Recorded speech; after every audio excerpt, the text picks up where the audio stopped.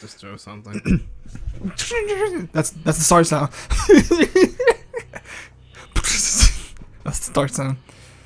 Just the glass shattering. Destruction everywhere. This is where it burns. Everybody's burning. The moon is coming. Tell you that moon. That moon was close, bro. See, I don't like it. I don't like when the moon is that close. I don't. It's scary, bro. What if it? What if it comes down and fucking I don't think blows up? I don't think it'll do anything. That's Majora's Mask, bro. When all the aliens are trying to stop it, or whatever the fuck, and they're just like, oh fuck, goddamn, this moon's heavy. It's like, we can't save this town. What were those things, bro? I don't know, giant ancient people. I don't know, bro. Maybe that was what Breath of the Wild were for. Maybe. Yo, that would be sick if they were in that game. They're like, hey. I'm like, oh shit, you were important. Just walking around, whatever the fuck. What if they were like secret boss fight? Oh god. That'd be awesome. Shadow of the Colossus shit. Oh yeah, you're right. That'd be great. I didn't see the Shadow Colossus music plays. Fucking tall. Yeah, you gotta climb him, bro. You have to climb him. It's the only way. Yeah, I don't know what those things were from Majora's Mask. I just knew they were trying to help that town, but They're like, do they even get any explanation? yeah, they're just the guardians of the main, like, of like your main quest. Besides like the side quest, they were like the guardians of like the main objective quest items you had to get. So like the three, because like you remember, like, because overall you gotta remember that game was short as hell. If you exclude like the side now when you shit. think about it, yeah, it is short. So it's like you get the It's three, like 4 dungeons. you get the 3 shits. Yeah. You stop the Skull Kid, you shits, save the moon, and then you beat the game. I So beat the it's game. Like, Yeah. what happened? Where'd the time go? Do you? Because when I was playing the game for the 3D, and then I got stuck, and I was like, shit. Is there like, do you just do the dungeons and that's it? Is that all you Like have for to do? the main quest, or like just the side? Yeah, you just do the side shit, and you just keep doing. Do you have to? Because you know what I'm talking about with the book. It has all the things of all the events. Yeah. And stuff, and then you can go back. Like there's like certain days you should be doing things. Yeah. In order to fix those side quests. Yeah. Are those important? Yeah, I mean, yeah, is it not really? They're just a side quest. As long as you just collect like your heart pieces, or like the three key items for those 3 dungeons. Yeah. To save the world or whatever. That's it. That's it. Yeah. Damn. Or the 4 dungeons. Sorry. Yeah. And then everything else is like whatever. Because I remember I saw someone streaming one time, and they were doing like the side quest with that weird fox kid, if you know what I'm talking about, with the mask. And like there's this part where there's like a kid who's like outside. I remember every time I saw this kid, I was like, what is this kid? Like even when I was a kid playing the game, and even like recently, or not recently, but older recently. I remember there was this kid in the game with the like little fox mask, and like every time you would run up to him, like they'd run back into the house, and that's it. And then once you leave, they'll come back outside and then run back to the house once they saw you. And I was like, why? And I remember I would catch up to him too, but like, yeah, I don't know.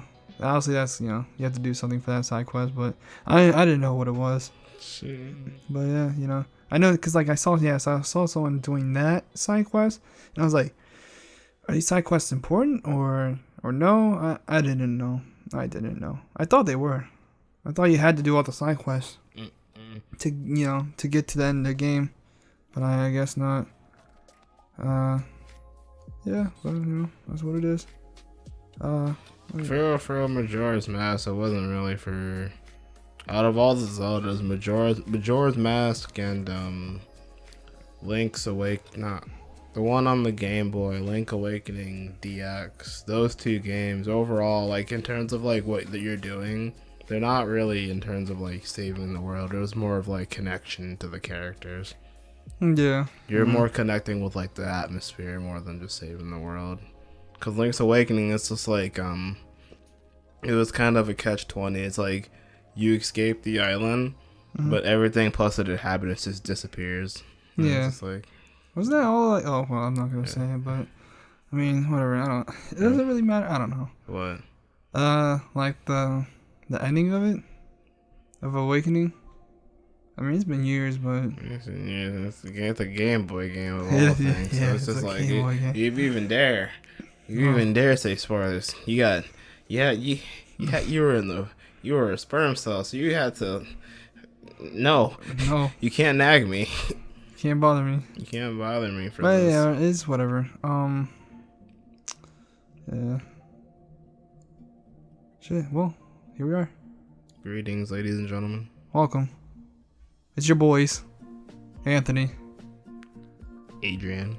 and this is the second, number 2 podcast. 2 A's in a podcast. We're both A's. Not in real life, but I'd like to be an A. The letter A. I don't want to be in there. Damn. Because you know what they say. A's awful. But A's the first letter in the alphabet. But E's so that makes us number 1. But E's entertaining, though. Ew. Yeah. Ew. Wait, yeah, EA? Yeah, sure. Yeah. And they'll entertain you. Hey, Then they'll take your money. No, they only entertain you with the DLC packs. Right. They're like, hey, you want to play this game? DLC. That's kind of... That's... I mean, I think they'll make a... I think they're going to think about their decisions from here on out as to DLC, loot boxes, and whatnot after the whole Battlefront 2 thing. It's just I wish that loot boxes kind of like went away at this point. They're not going away. They're not going away. They just kind of just changed the name of like unlockables because it's like I miss when I had to like unlock it. Now do I have to get I have to do it by chance to unlock it? It's like yeah, well, I mean they gotta make. I feel like there's a double-edged sword to this hard work here. I mean, I don't know. Like loot boxes is just a way of getting stuff. I mean, it's pretty much just a way for them to make extra money, since $60 a copy from a lot of people is still not enough, apparently. And I believe that. I believe even though like if you sell like millions, of copies of like $60 $60 games, at least in America, that that's a lot of money. You know what I mean? Obviously, that seems like a lot of money to all of us. But I feel like with a lot of the resources that they might be using, and you don't know, like they could be using cheaper stuff, maybe not. It depends, but I feel like loot box. Well, I feel like it's I feel like for smaller like companies and or like small like development teams. I feel like it's Blizzard like ain't small. Well. I know. EA ain't small. I know they're not small. That's what I'm saying. Is like for them, I feel like it's just them being greedy. But like I feel like for smaller, smaller teams and stuff, I feel like it's more acceptable because like they're not bound to sell as much as like, as like EA games and Blizzard games, and even like Ubisoft games and stuff like that. But it's the bigger companies that are doing this, and I feel like that's maybe like more of the problem than if say like a smaller company, like a small indie game were to do it, to make, or like free to play games. Like the game's already free, so the way they're gonna make more money is obviously off the microtransactions and the loot boxes. You know what I mean? So that's what it is. But yeah, so that being said, I forgot to mention on our first podcast, right now obviously this is only on YouTube, but maybe later we might get it on different platforms. So if you don't know already, YouTube, our channel is called AA Retro. That's 2 A's space retro. You'll find us. So if you like our podcast, just we do let's plays and things of the variety there, and so go subscribe there and whatnot. And so let's get into this. Let's go. How's your month, Adrian Chan, Adrian Senpai?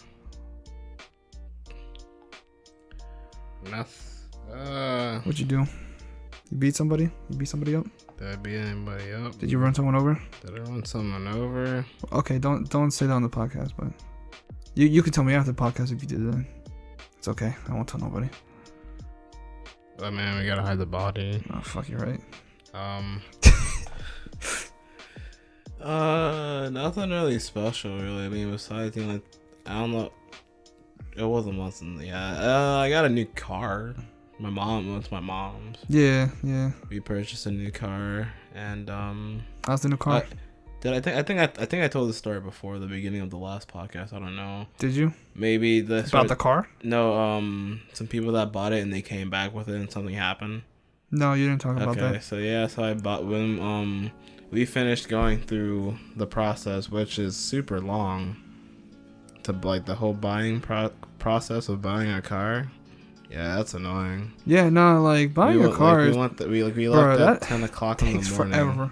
We left at 10 o'clock in the morning, and we didn't finish till 7. Yeah, like it's a long process because, you know, they gotta make sure the car is working. They gotta check out the car to make sure that it's, you know, all in line. They gotta check your, you know, they gotta check out your information and whether you know, everything is qualified, and there's just a lot of stuff. Everything, all of that just took forever. So anyway, then after getting through all the information, we were getting ready to take the car home, and we got a 2015 Toyota Corolla LE, and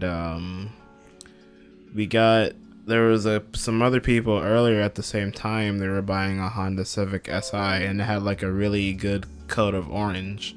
Like it was like a really bright orange. It was really cool. The spoiler was okay, so I was like, it's not too ugly. So so that was it. So they got their car. So 2 cars were bought that day. So we were leaving, getting ready to leave, and they already left beforehand, so they were already done.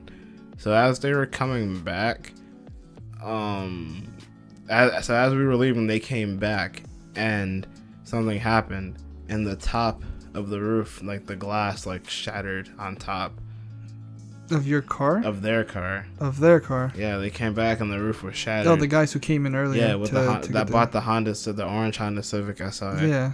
And everyone was just like, what the fuck? And even the manager came out, I was like, what the fuck? We're just like, yo, we gotta get the fuck out of here. And we left. Okay, so I'm confused here. What was that like? What was the deal with that? I don't know. Like, everything was tight when they were looking at the car when they drove it around. Everything was tight, and then they drove off, and all of a sudden they come back, and the top of the car. So was shattered. What do you think was implied? Like they broke it. Either they broke it, or like they hit a bump and then it shattered, or the car was cheap. We don't. No one knows what happened. All of a sudden they left okay, and then they came back not okay. Okay. Alright. Yeah, that is strange. Yeah, maybe, I don't know. Maybe the car was cheap. I don't know. So, was that it? Pretty much, yeah. That's pretty much my only cool thing, yeah. How's the month? That's what you've been doing? Yeah, otherwise, everything else is just the American dream. American dream? You've been doing you've been doing the same thing that you did last month? Yeah. Yeah, like I said, what the air quote, the American dream. The American dream. Work. Yeah. Alright, so I guess I'll talk about my month. So obviously I've been watching the animes and playing the games as I do. And so so last podcast I didn't obviously put anything down in the description in terms of like the stuff we talked about, but this time I will, or at least for the anime part, because like I said, I'm not good at pronouncing anime names. So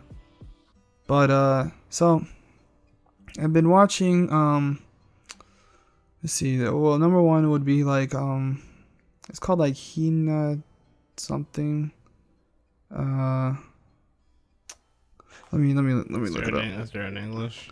I think that's the only English there is. Dang, he knows something. Yeah. Bad.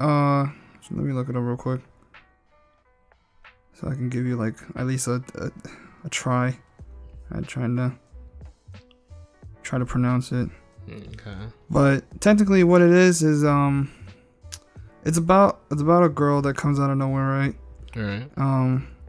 Yes, this small child, and she she comes out the like air. Hinamatsuru. Hinamatsuru. Right, this. But anyways, yeah, like she comes out of that. Okay. Yeah, but yeah, she comes out of like the air, in some yakuza's house, and like pretty much he pretty much accepts her, right, and comes in or like into his home, and pretty much she has like magic powers or whatever. She's like a psychic or whatever. Okay. And it's pretty much just like a comedy of them living together, and it's pretty funny. I enjoy it. I highly recommend it because it's actually like the art is pretty good, and like I said, it's funny. Has very like like there's one face that the Yakuza guy makes, bro, because like I think it was like in the second episode, this man, right, like he goes like to these different places, and like he goes to this hostess club, he goes to the bar, he's doing his thing, and he has the hostess like, why haven't they been calling him to come back, right? And they're like, oh, because we heard that you have your daughter and you're trying to spend time with her, this and that. And he got mad about that. And like, so like this man, when he heard that, he's like, I don't get to have much fun anymore ever since she came into my life. And then this man was, he woke up one morning, he stared at the window, he was like, all right, it's time for me to have some fun. And his face, bruh, the face that he made was hilarious. I'll have to show it to you sometime. But yeah, no, that was funny, and I highly recommend that. What else have I been watching? I mean, I've been watching High School DxD. I mean, if you've seen that already, then you already kind of know what that is. Titties, yeah. That's pretty much the only description. I mean, it's okay, it's what it is. It's the etchy. It's the etchy, yeah. What else? This is all pretty much. I've just been watching like the newer stuff that's been coming out. Are you like did you get like your spring lineup out the way, or is there still more you have? Cause I'm pretty much like waiting for like the spring to pass by and just see what the fall lineup's about to come in. Yeah, I mean, I just I don't know, like every season that comes through, I always I'm just like, this seems interesting, and then I just and then I just watch as I go along. And then sometimes if I don't finish from last season, then oh well. I mean, unless I'm waiting or something, I don't know. But I just casually, if it comes up and I'm just like, that seems interesting, I'll watch it. I've been watching also, even though this was from last season, but it's still going, and I caught up, Darling in the France, which is the anime made by, well, not made by maybe, but like helped at least. I think they were helping on it, but they didn't make it. By Trigger, who made, Gurren Lagann and Conniver, I think, and Kill la Kill. Kill la Kill, yeah. And it's okay. It's a mecha, anime about a girl, and she is not human, and about a boy who is kind of dull. Not really though. Cause like he couldn't, like the whole thing is like he couldn't use like one of the mechs, right? And so they pretty much every guy needs a partner, and all the partners are girls, and without the girl, they need they can't ride the mechas, right? So like he couldn't ride a mecha with like anybody else, and then the girl comes and he's like, I can ride the mecha, but then they were like, oh, but if you ride with this girl for like 3 times, you'll die. And so he was like, I don't care, I just want to ride my mecha. And it's good. I thought it's okay, you know. It's not bad, but you know, it's anime, so it's like whatever. The only thing I don't like as much is this love triangle that goes on within the anime, and it's not, well, if you love your love triangles, fine, but after the first one, it's just like, please. So yeah, there's some type of love triangle in this, and it's not great. It's not great. I mean, obviously, you know, that's, you know, whatever, it happens in real life, I guess, but it's like, as entertaining, you know, as I'm watching this, I'm like, please stop this, you know. I don't fucking care. See, this is where I kind of sometimes say that I kind of miss when anime character, whoa. The music, the guy, even he's like, I'm about to say some real shit right now. But yeah, so I miss when anime characters used to be more alpha than beta, and I mean by that, really, like, they kind of, like, everyone, like, I understand, like, you know, there's times to show off, like, you know, the sadness, but it's like what you said. It's like, and I was also watching South Park, and they're because this is referencing what I'm about to say, because, like, you know, it shows the sadness, but I'm here for the entertainment. I'm here for the action. I ain't here to cry. I'm here to fucking get on my legs and be like, oh shit. Like take that lovey-dovey shit and take it to the sadness genre. Don't put that in my action genre. Yeah, I mean, like, I don't mind the romance, but it's just like the love triangle thing always is like too much. It's like, okay, you know, because this person likes this person, and then this person likes the other person, and then it's just like how am I supposed to know my feelings for this other person? Yeah, it's like, and you know who? Usually, most of the time, you already know who's gonna like. Yeah, you already know. Like you already see who's gonna end up with who. Yeah, and it's then like, you see, what is the point of this? Yeah, and then you already know who the other person's gonna fall into despair, and then insert the fourth fucker to come out of nowhere and be like, hey, I'm just here to sweep the other guy off their other feet. Like, so, I mean, sometimes, not all the time, not all the time. But like, unless it's Sword Art. Well, Sword Art is a whole different story. But yeah, you know, like, it is what it is. It's okay. Right now it's at like not chapter, but like episode 16. I went up to 15, and like I said, it's okay. I honestly didn't suspect it to go on for this long. I thought it was gonna end at like 12, but I guess it's going up to like 24. So that's cool. And I mean, mainly last but not, you know, obviously least, the last one is Megalo Box. I think there's about 4 to 5 episodes out right now. Yeah, 4 at this moment. I've only watched 2, but those 2 were good. It has a very nice like kind of old, gritty, like, I want to say 90s anime look, but still kind of looks modern, you know what I mean?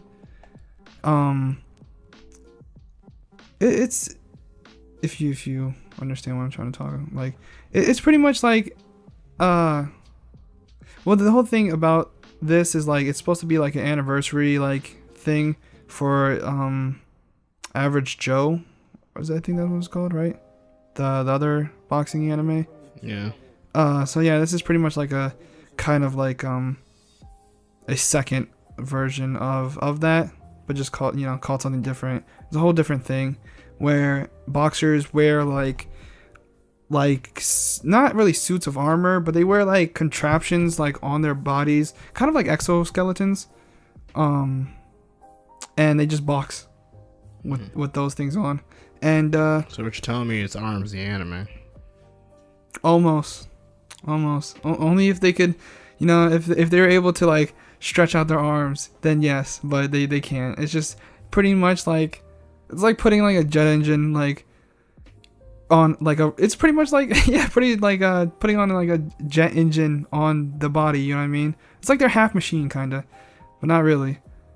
But yeah, like that. It's crazy, bro. Because like when you think about it, with those contraptions on, like those things are like like actual like rocket punches. You know what I mean? Like you could kill somebody, bro, in like 2 hits, maybe 1. It's like that's kind of that's dangerous, bro. I don't know how they how they're gonna implement that into a into a world where it's like this is okay. They die, oh well, I mean, I guess that's real boxing, but still, it's not like machinery. But I don't think we'd go that far. It's cool though. It's cool. Even if we were to go that far, that'd probably be some like underground shit. Yeah. Because like in the beginning, like where the main character boxes is underground shit, and then there's like a more like safe, friendly one. No, like more like even worse, a more public kind of, or a more public one. Oh, that's yeah, even better. Like more popular public one, and he fought some guy from that like because he fought the champ pretty much of the more popular like public one, and and like instead of having like a exoskeleton, he pretty much had like robotic arms, bro. Like this man was looking like Adam Jensen with the with his arms and stuff. I was like, okay, I like where this is going. And so pretty much it's just about the main character wanting to be a better boxer. You know how it is with the boxing stories. And it's I only watched 2, but it's good. Looks good. And highly recommend that. And so the games I've been playing, well, let's start with I think there's a couple games. Boy. No, I have not touched that game yet. I haven't touched it at all. I'd like to, but I have not touched it. But I've heard God of War is doing good. I mean, what they changed the style of the game, and I feel like it was for the better, to be honest. Yeah. I mean, there was nothing wrong with the old style. Of like, what was it like a? It's just it's like an action one. It was like an arcadey type, hack and slash. It was hack and slash. But it felt like an arcadey hack and slash. You know what I mean? Yeah.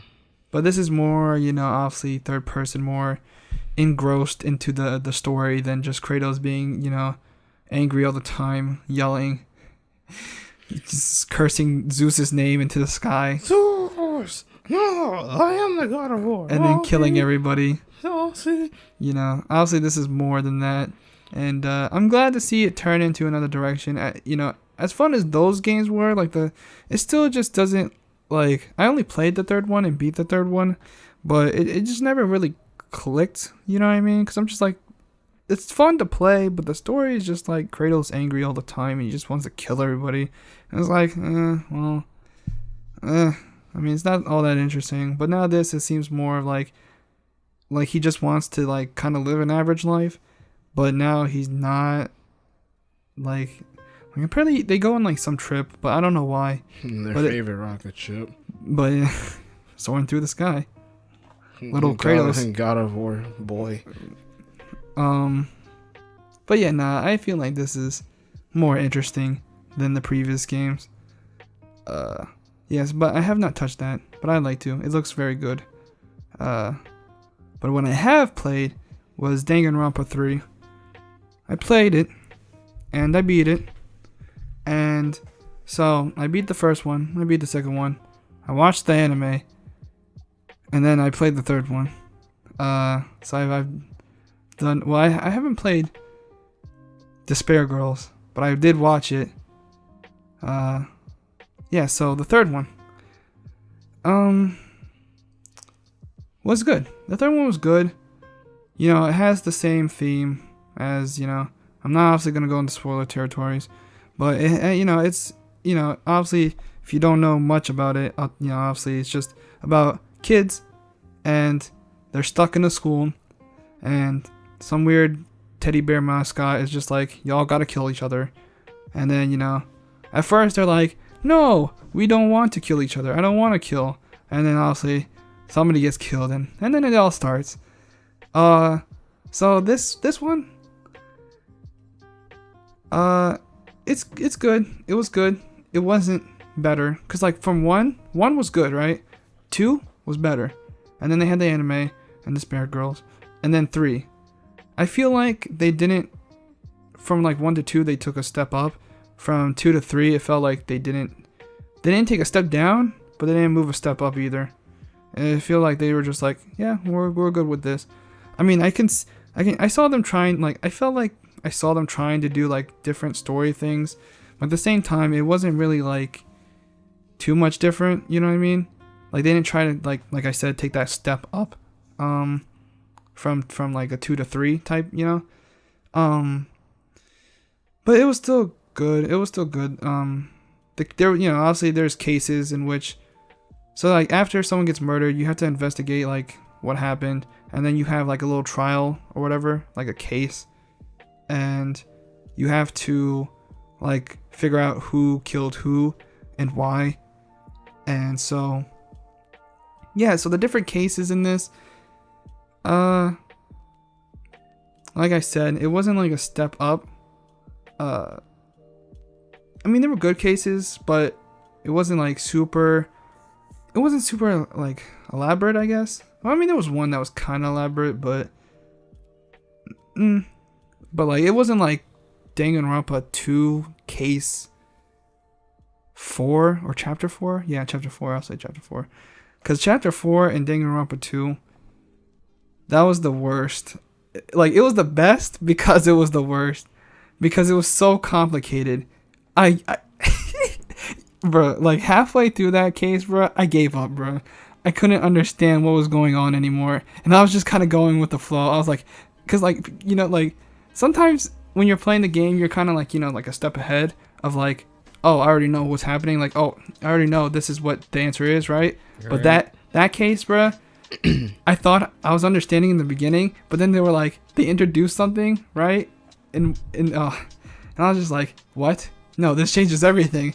And I was so lost in that case. If you guys have ever played Danganronpa 2 and got to chapter 4, you guys would know what I mean. But like, there was no cases like that one, you know. And they introduce a certain thing that they haven't actually before. Now, I'm not talking about, you know, like a game mechanic. They introduce love, and you know, I was in a, you know, sometimes when you're just like, you're watching or you're playing or whatever you're doing, you know how you're like okay, I support that, you know, I ship them together, right? Like this, nah, no. Like the people that there's no one fall in love. There's no one. I was like, why would you fall for this? Oh my god, why would you fall for this person? You know, like there was, I didn't really hate the characters, but I was just like, why this? Why does this work? But you know, not the other characters. But all right, you know, they did what they did, and that's fine. They had to do. Yeah, they did what they had to do, okay. And like I said, like it was good. It was good. It was long. It was longer than the other ones, but because it seems like every Danganronpa it's longer, and but yeah, I felt, you know, not really disappointed. I just felt like I was kind of waiting for that step up, but it wasn't there, and it just kind of stayed on that like yeah, we know what we're kind of doing. Though the ending was actually pretty interesting. Because the thing is like, the ending always has the same theme, and like the first one they had the ending right, and I was like, oh okay, you know, it was new to me, right? Then there was the second one, and I was like, oh, I can't believe they did this again. And then the third one, they showed something, right? And I was like, no, they can't do it for a third time. and they kind of did it for a third time, but not really. And then they played with it, and it was very interesting. And now thinking back on it, I feel like it was probably the more interesting ending out of the 3 games. Just because it was like so weird. Like the other ones were weird, but this one was like weird. I don't know how to explain it without, obviously spoiling it. But it was like, I was just like, wow, okay, they're doing this. All right, this is very particular and very strange, but okay, I'm ready to roll with this. And yeah, so it was good, but it wasn't the step up I thought they were going to take. But nonetheless, it was good. If you guys haven't played the Danganronpa series, I highly suggest that you play it, even though it's a visual novel. And I know, reading, I know. I was like that at first too. But it's good. It's good. It's a good series. So I recommend that game. So the second game I would like to talk about is Radiant Historia, which is a 3DS game. Well, remade into a 3DS game. Originally a DS game, and it's about a guy named Stock, and like he's like I might be wrong, but I think he was like an intelligent agent or whatever, and pretty much his job is to like go out and do missions and protect people and stuff like that. And at one point, like, the person he was working under like gives him a book, right? Called The White Chronicle. I think you already Adrian already kind of knows about this, I think. Play a little bit, but not too much. But yeah, he pretty much gets this white book called The White Chronicle, and the guy's like, or Stock's like, why did you give me this? And he's like, it's just a good luck charm. And he's like, okay. And then he goes on a mission with his 2 other party members, Marco and Rainy. And like halfway through the mission, he sees them like, this is obviously the beginning of the game, so it's not really a spoiler. But he sees them die or whatever, by this guy in a big suit of armor, and he was like, "What's that?" And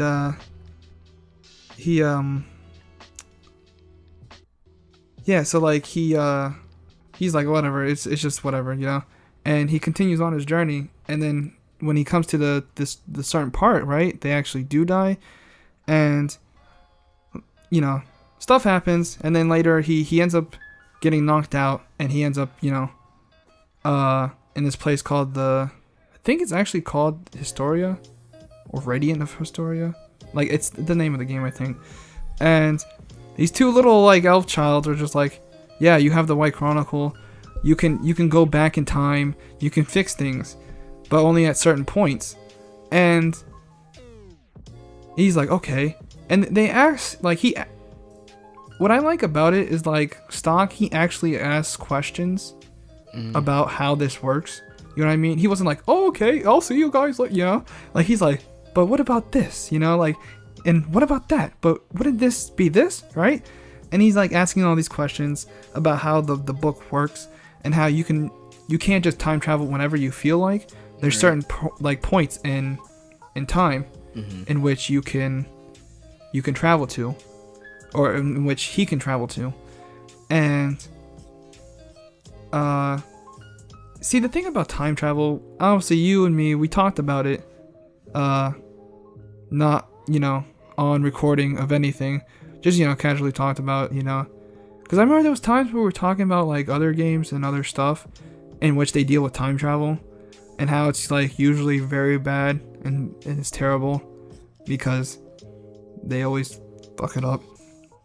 And to be honest, there's no right, like, when you think about time travel and how that works, you kind of have to think about like what effects happen. And usually when it comes to video games and movies and anything like books, usually when they deal with time travel, it's never like, for the most part, like the correct way, you know what I mean? But in terms of this, they don't do it the correct way, but I'd say it's pretty close, in which it's like it's enjoyable, you know what I mean, as a video game.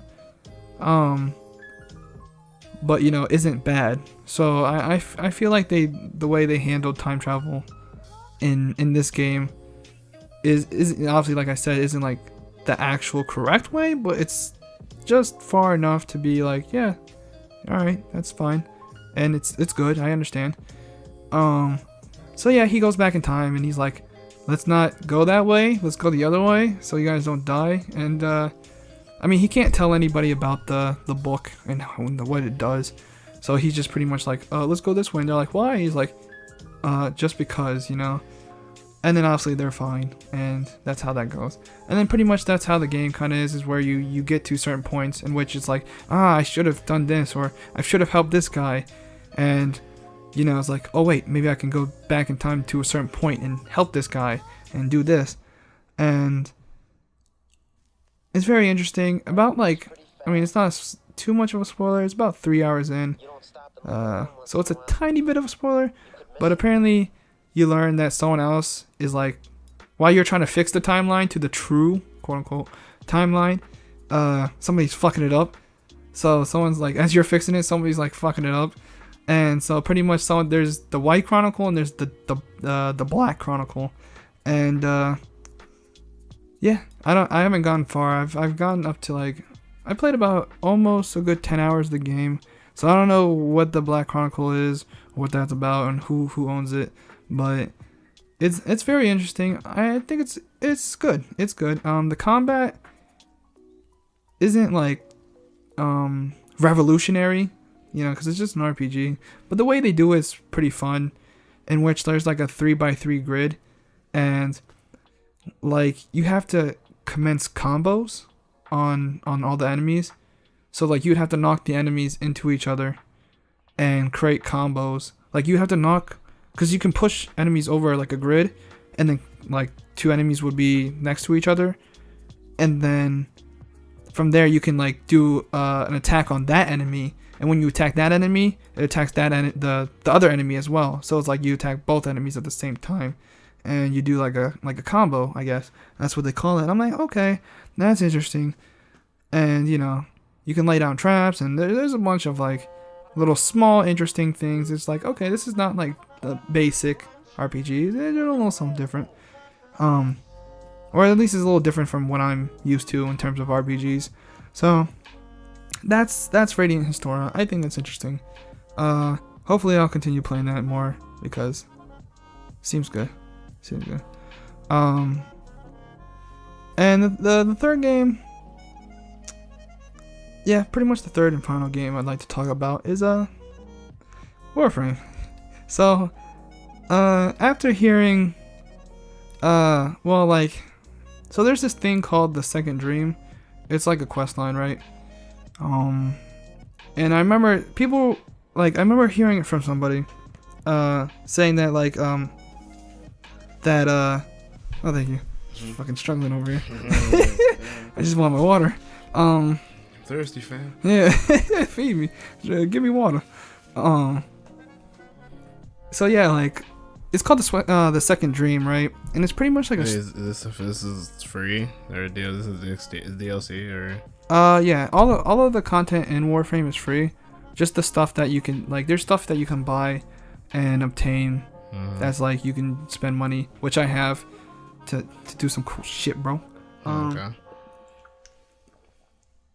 But yeah, so there's a thing called the Second Dream. I don't know what it is, and apparently, you know, but apparently, cause like somebody said, whatever, like the thing that is the Second Dream, like whatever they do with that, is the most interesting thing that they've seen someone do in terms of like a video game. And I was like, man, I don't know what that means, but it seems interesting. So I guess I want to play and find out what it is. And the thing about it is like nobody in the Warframe community talks about it. They're just like, oh, the Second Dream, yeah, get to that. But when you ask like what is it, nobody talks about it. Which is pretty cool, because you know, nobody wants to spoil it. You know. So I'm like, okay. So I got only that one thing made me be like, all right, I'm gonna play some Warframe. Cause I played Warframe back in like 2014. Around when, you know, the PlayStation 4 was new, and there was nothing to play on PlayStation besides like a couple of games. And so Warframe was like a free game then. Now it still is. And I was just like, okay, let me play it. And I played it back then. I was like, it's fun to play, but I was very confused as to what was going on back then. And then I fell off because there wasn't much, and I was confused. And when I get confused, I'm like, fuck this, and I'm back out. So this time I hopped back in, and you know, it had some of like, it had my Warframe that I had before, and all the content that I had before in 2014. So I thought that was cool. And so I started playing that, and it was kind of confusing again still. But as you kind of just play it and just do all the, like, you know, the missions and stuff, you kind of gradually like understand, and you're like, oh, okay, I gotta do this, and I gotta do this, and I gotta do the quests. And then you do the quests, and you have to do the requirements for the quests, and then you can do the quests. And then, you know, it's just like, there's a lot there, and it kind of seems confusing, I guess, but it's not really confusing. Once you play more of it and get it down, and it's actually a fun, you know, like I said before, it was a fun game then. It's even, you know, more polished now, so it's even better, and it feels more smoother. And to be honest, it feels more like it feels like it shouldn't even be a free game anymore at this point, in terms of like all the content that they have in that game, and like how, you know, like I said, how good the gameplay feels now. Because like you could go to a bunch of planets, and like there's a bunch of missions, and there's a bunch of Warframes you can get, and then there's a bunch of just shit that you can get. And there's like an open world area, and well, not like obviously super open world, but it's like a little, you know, small little open area that you can run around and do quests in. And yeah, it's fun. It's a good time. And I'm enjoying that. I'm still playing that. So yeah, you know, I've done a couple quests. It's fun. It's good. I don't think they'll make it free to play, because with all the packs and characters they have in the store and stuff. What do you mean? Like with the various, I don't know. Last time I checked, no, it was like a year ago. I checked like the PlayStation Store, and it was just like a few characters, all like them, like it's like what we talked about earlier with all like the microtransactions and shit.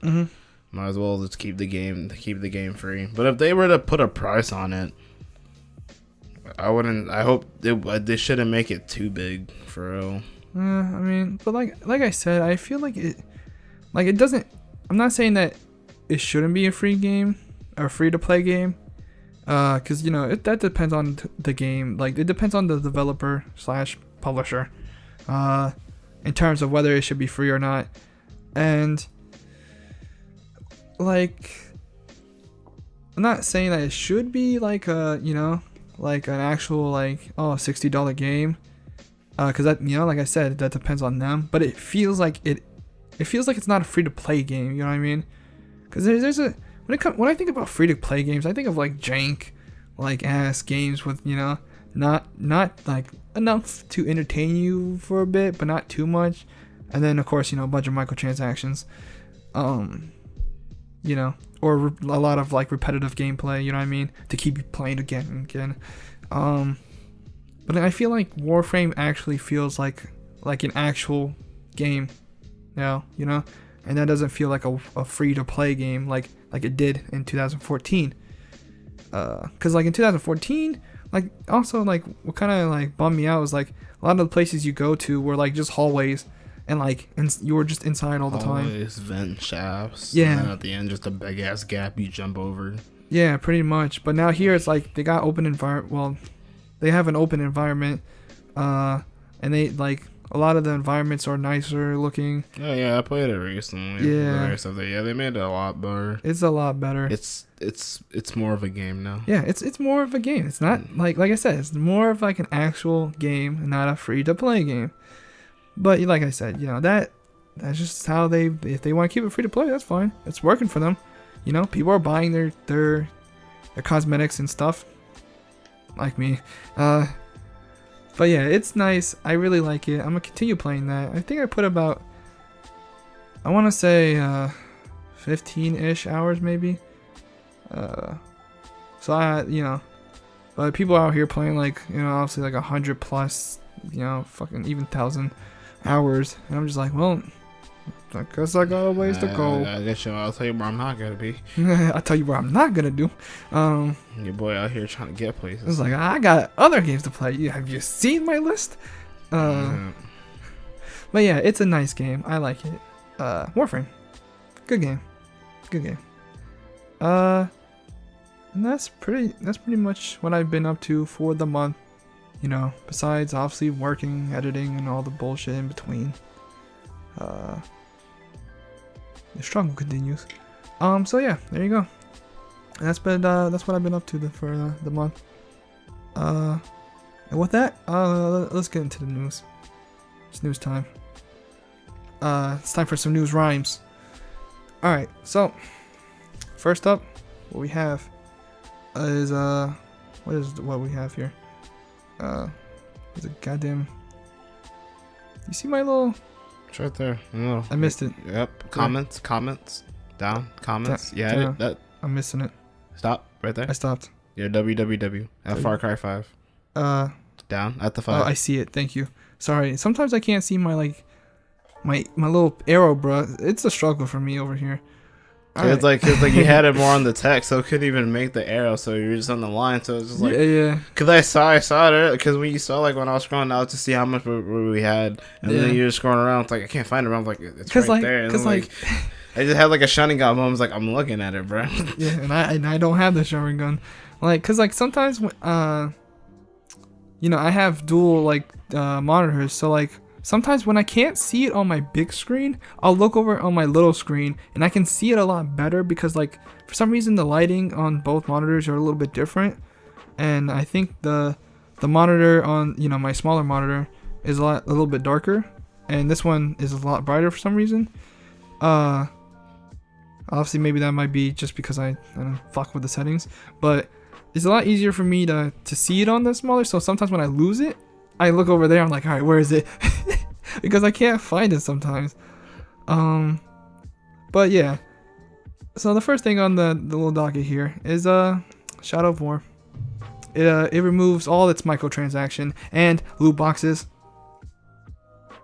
I will not part a single coin, not one piece of it. Not one piece. So what we have here is that Warner Brothers have made an announcement that they're removing the controversial microtransactions and the loot boxes and the pay to win, pretty much. I mean, it's not technically in this game, but pretty much it is. You get all the good orcs. The fact that it's even in this game in the first place, it's a crime altogether. I'm not even gonna lie, that's a crime. Like I haven't touched the game, so I don't know. Is there any multiplayer? Kinda. You can. So, if you remember MGS5, that good game / bad game. Well, I guess it depends.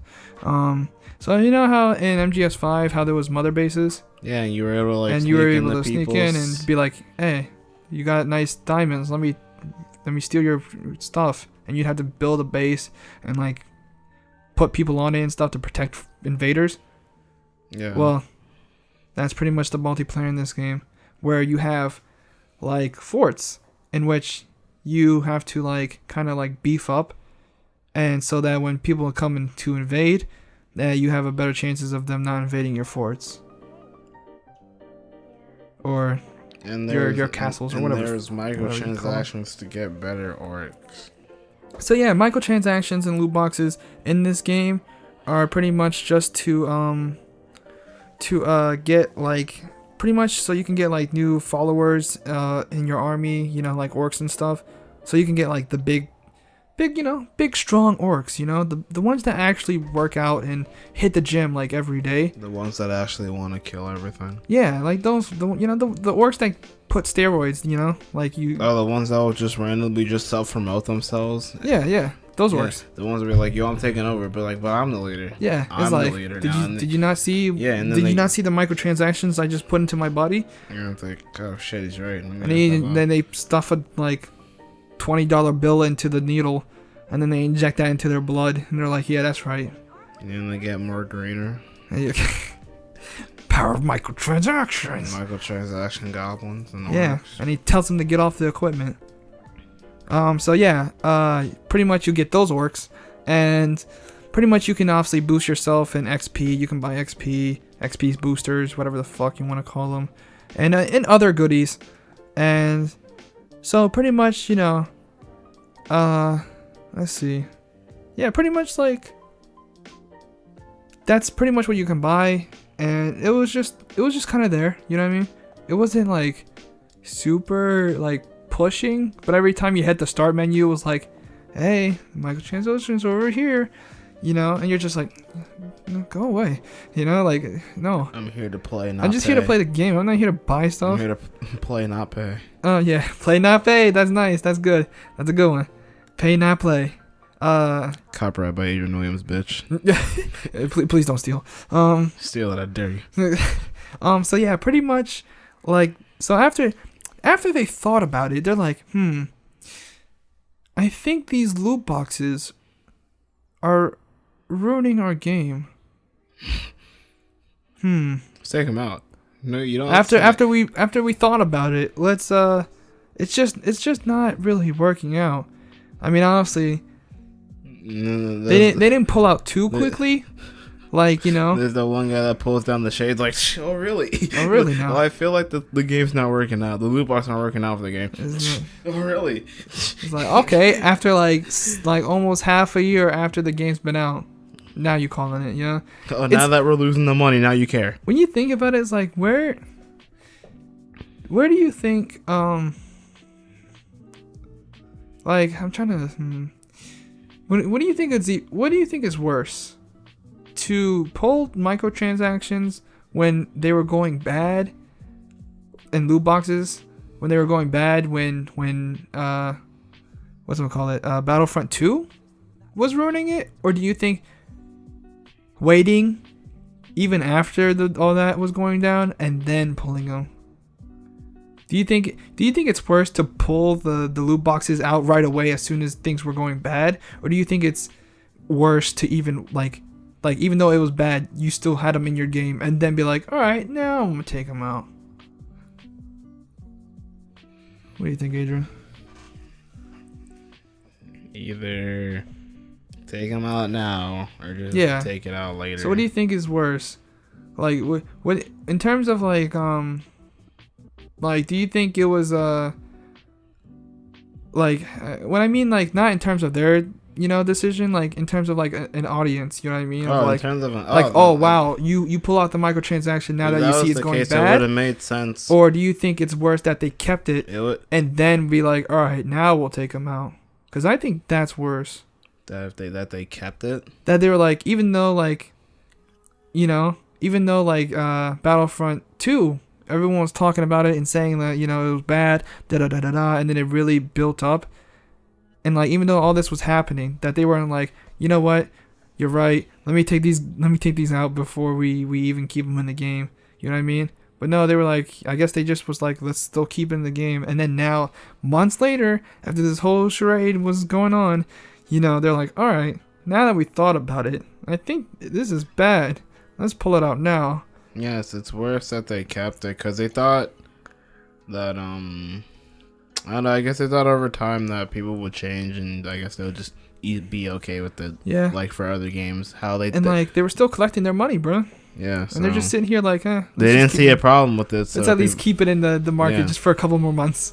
Get a little, a little something. Yeah. And then pull it out. It's just like, ugh. That's marketing's evil. Bro, that's gross. But yeah, that's what they decided to do. And let's see, what else can we see here? Let's see. Loot chests will remain. So yeah, okay. So loot chests will remain in the game, but no longer will be purchasable.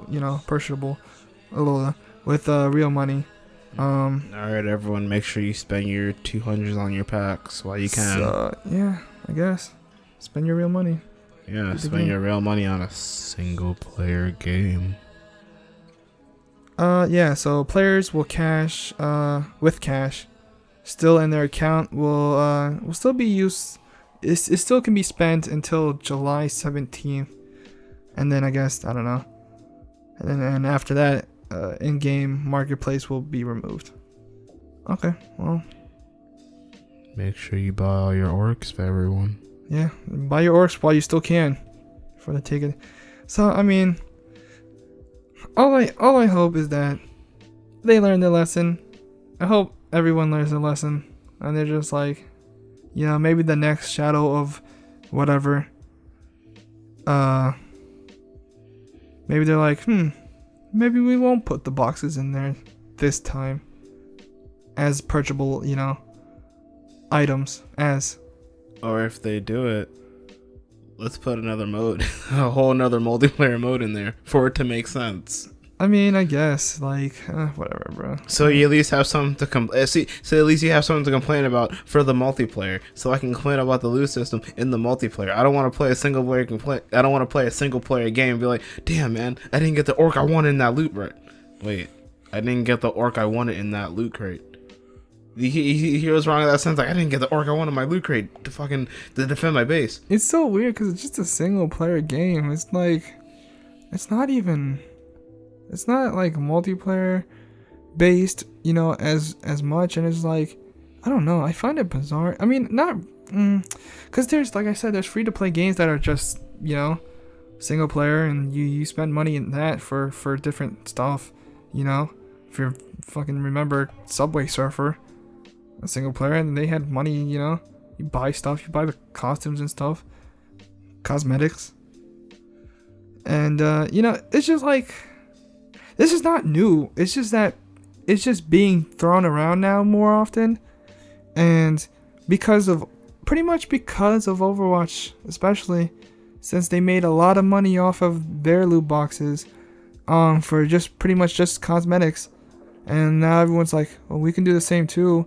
But I guess they thought that they couldn't do it with cosmetics because people wouldn't be as interested in it as Overwatch is.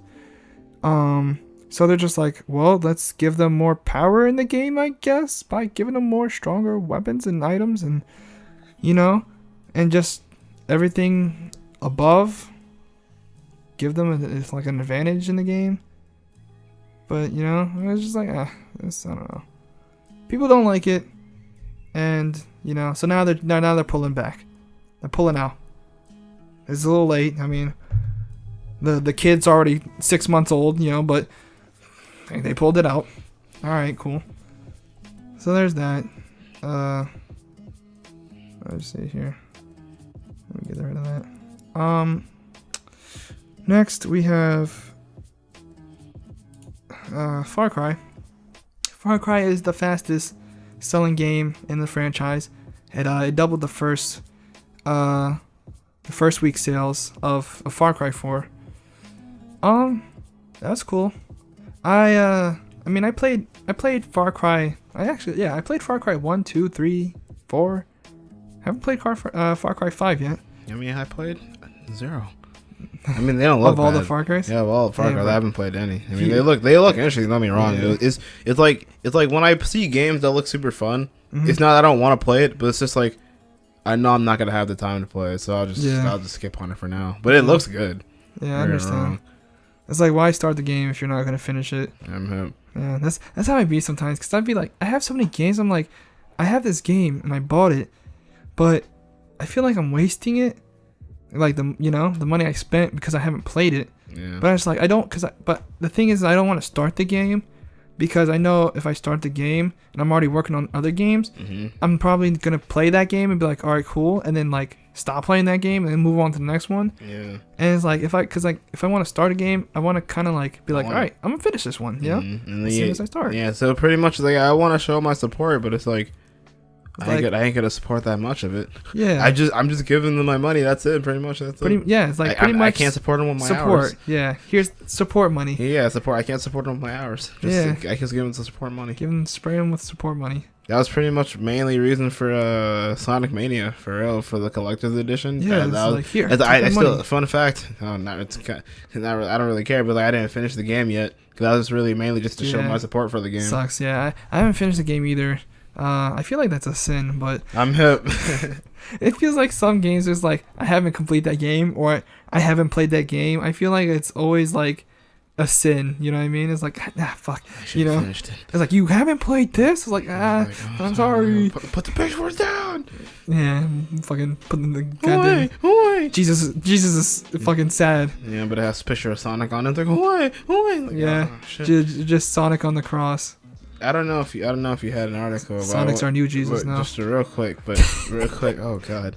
I mean, we have Mario versus Yakuza at the Winter Games, so. Oh yeah, that was great, bruh. That was great. I was like, at first when I see the images online, I'm like, is this a joke? No, I wish it wasn't. I'm like, is this an April Fool's joke for next year? Bro, like, we need that. Kiryu, come on. Like my man Mario's about to fight the Yakuza. Yeah. Oh, that'd be great. I mean, well, that's Mario Yakuza game, bro. That'd be good stuff. We're about to see these niggas at the Olympics, so I can't wait. I'm like, it's like I wanted to say it's off, but it's like it's not because it's still Sega, right? No, is Yakuza Sega or no? Oh, okay, so that's what I'm saying. It's like I wanted to say it was odd, but it's not odd because it's still Sega. I mean, Mario's Nintendo, Sega was with Sonic, and also Yakuza. It's still Sega. It's still Sega people. So I'm like, alright, it's okay. But just the fact, like, I didn't play any of the Olympic games, but like the fact that you have like Sonic, and all of a sudden Yakuza. So it's like the Yakuza people just kill off the Sonic characters. It's like, get him out of here. We need another character. It's the year of the Yakuza. I'm guessing. Damn right. I've only played Yakuza 2 and Dead Souls, and my memory of Yakuza 2 is vague. But for Dead Souls, I'll tell you what. I wanted to fight zombies, not shoot zombies. I mean, like everything, like this seems cool, but I'm trying to kick niggas' asses, man. I'm trying to kick ass, not shoot. I'm trying to kick ass, not shoot ass. No, I'm not playing another Resident Evil 6. Like, yeah, because I heard about like, I mean, I've played obviously several Yakuza games at this point. Several being like 2, but yeah, I remember hearing about the whole Yakuza story, in which is like when Yakuza came through, like, you know, in the beginning, that the first Yakuza game for PS2 had English, and you know, English voice acting, and then I think maybe the second one they also had voice acting English. But Yakuza 1 and 2 weren't doing that great in America. So then they were like, well, we're not going to spend more money on English, and they're not even going to, you know, really care. So we'll just subtitle it. So they did that for 3 and 4. And then sales weren't really doing great. And they're like, all right, we have to appeal to the Americans. How do we do it? They like zombies. They like guns. Let's make a shooter with zombies, but with Yakuza. And then that came out, and that still didn't help. And people were like, "No, in fact, this is not what we like." With the little, you know, fan base that wasn't, you know, that was Americans and, you know, of English speaking alike, you know, it was just like, no, you know, like you had us, we already there, you know, and now even the fans were like, no, we don't want this neither. And so after that, they were like, all right, that's it, fuck you guys. We won't put Yakuza over in the States again. Y'all have ruined it. So then 5 came out, and then, like, you know, they were working on 6, and then, you know, once again, fans were like, please bring back the Yakuza back again, please. And then I think this was around the time when like 5 came out, and then Sonic Boom was coming out around, you know.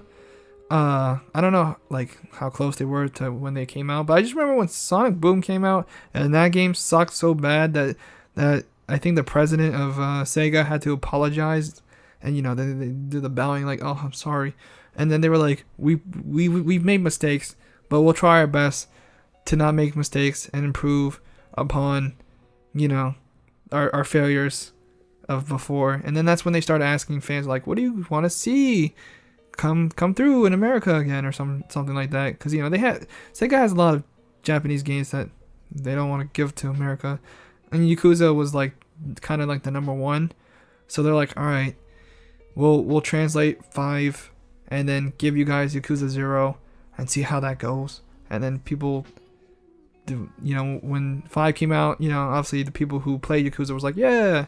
And then for newcomers, when 0 came out, I was like, oh, look at this new thing. It has the word 0. That's beginning, right?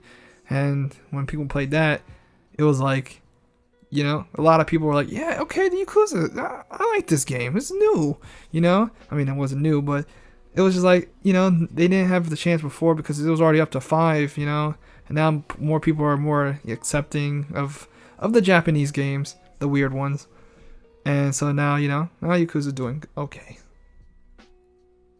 That was like a legit summary of like what the Yakuza is. Yakuza Lifeline. Yeah, the Yakuza Lifeline almost died, but let me hit you for America. Let me hit you with let me hit you with the Yakuza history, bro. Yeah, bro, because I started with because I also started with 0. I heard how good the Yakuza games are, but I never got into it because obviously like everyone else, it's like, damn, it's already like on 4 or 5. How long is it gonna take me to catch up?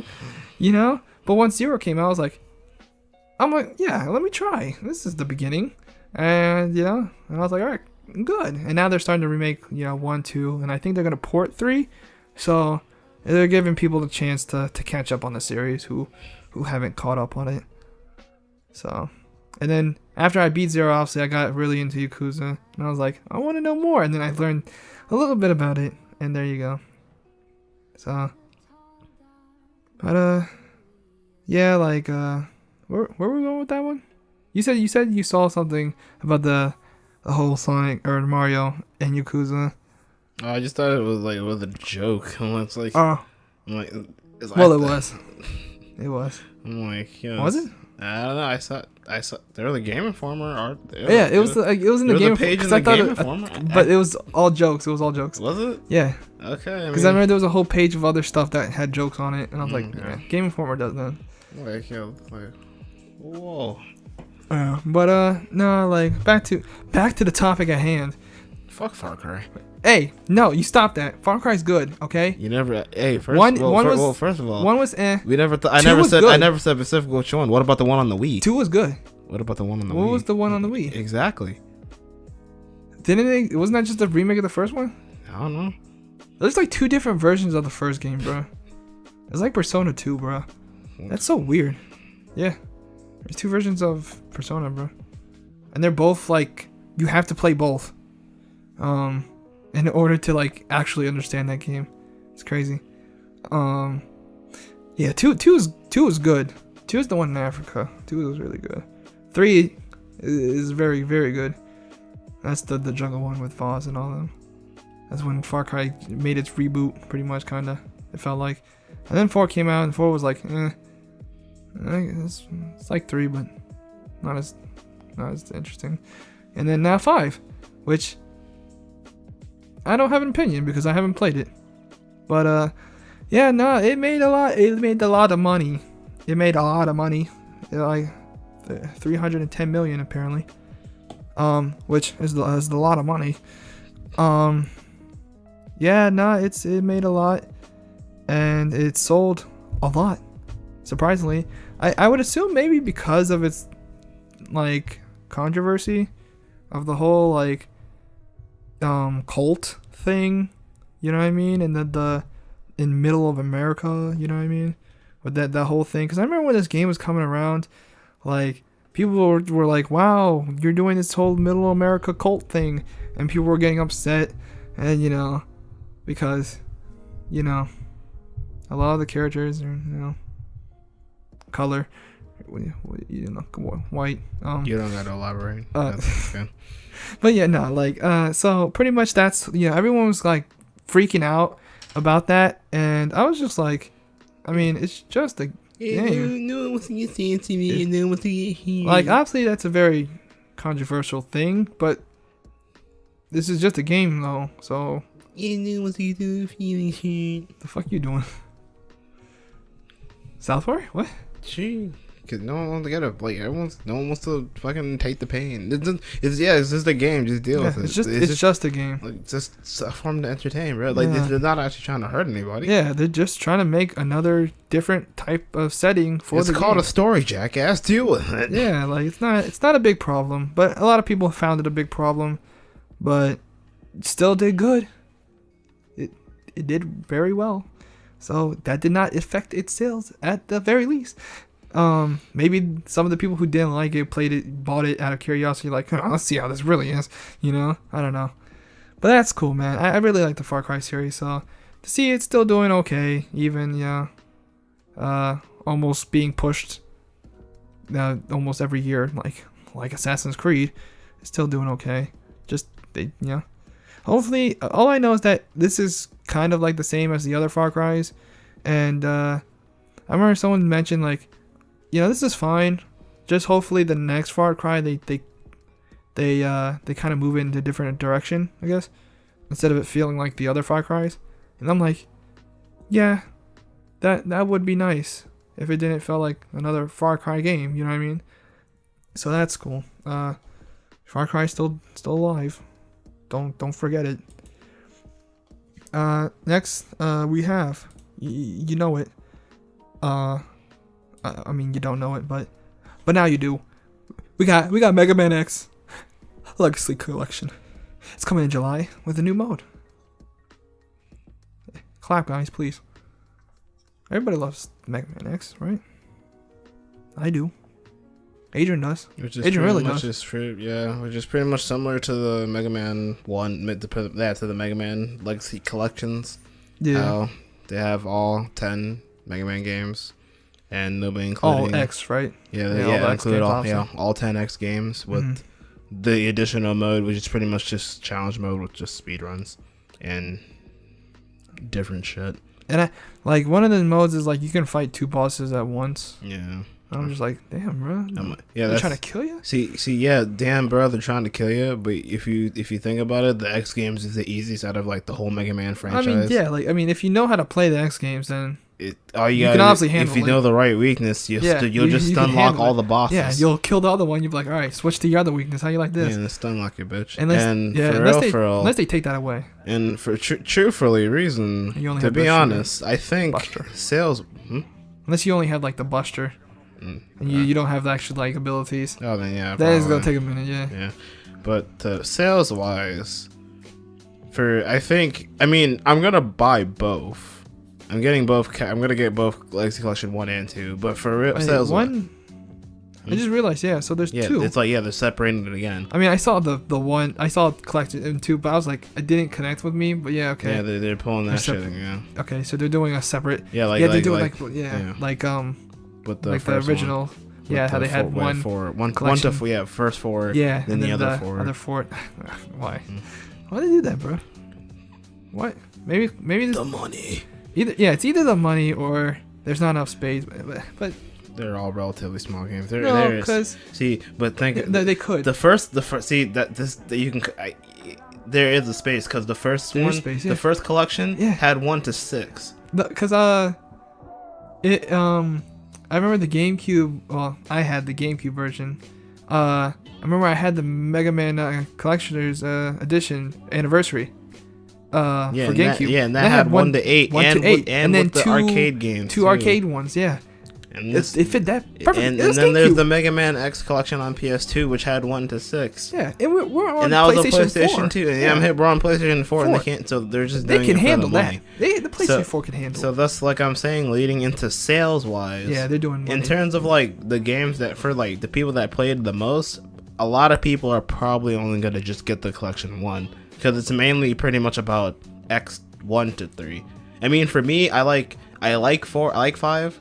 Not 6, 7, 8 though, because those are the ones that fell off. Yeah. But I like those got. Yeah, I like 5, and I like 4 a little bit. But 1, 2, 3, that's the one that people are gonna play the most. So I feel that a lot of people, if they are selling the collections like different prices and stuff, Yeah. people are gonna purchase the first one. The first one more. Yeah.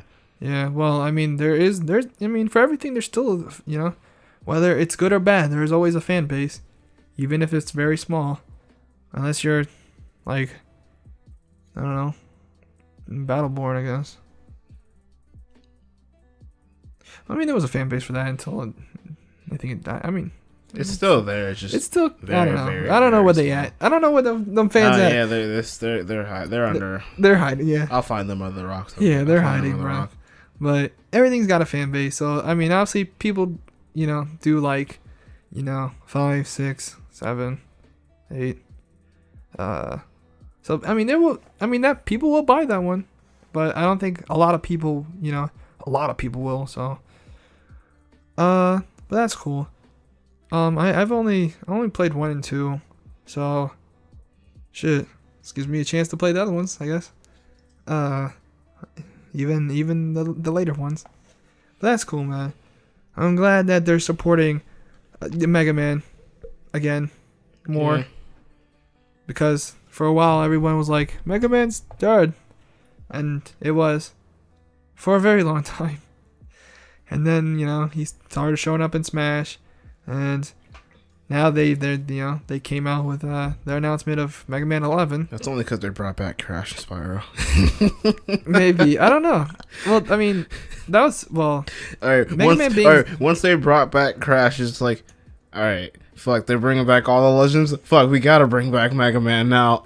I mean, bringing, like, Mega Man being in Smash was before Crash had the remake. I mean, I feel like they wanted to, but at the same time, they didn't know how to, you know what I mean? Because they didn't know what we wanted, you know what I mean? I feel like that's what they were kind of struggling on since they lost, you know, Inafune. And they're like, can we, you know? I guess they felt like, how can we continue this without him? And if the fans are going to be okay with that? And, you know, and I guess after a while, I guess they were just like, let's maybe try it again. You know what I mean? Especially since, you know, how much I feel like the real truth, it's not, you know, Crash. I felt like the real reason, you know, maybe they were like, oh, let's bring it back, was after Mighty Number 9. How everybody supported that game, was really excited for Mighty Number 9 because it pretty much was Mega Man coming back, just not as Mega Man. And then that shit flopped, and they were like, and I think Capcom, you know, realized, oh, people want Mega Man, obviously, and that showed, you know what I mean? And so I guess that's why they felt like they needed to be like, yeah, guess what? We're gonna support Mega Man. Here's some collector's editions. Here's X collector's edition. Here's an announcement for Mega Man 11. Here's all this Mega Man shit, all out of the blue, all of a sudden. But nonetheless, that's cool because Mega Man is a good game. It's good. It's a good, nice, old game that's still around to this day. Like Final Fantasy and Resident Evil and all the other Japanese games. They really like carrying games on for certain franchises for a long time. It makes the money. So, and people, you know, people ain't complaining. I ain't complaining. But yeah, so that's cool. Mega Man X, he's coming around. There's Sigma. Oh well. Fucking Sigma, bro. Man. Yeah, Sigma has a cool design. But yeah, next we got What the hell is this? Alright, so Lawbreakers. The you know, you ever heard of Lawbreakers? No? I never broke the law, so I don't know. Oh, yeah. Well, not yet.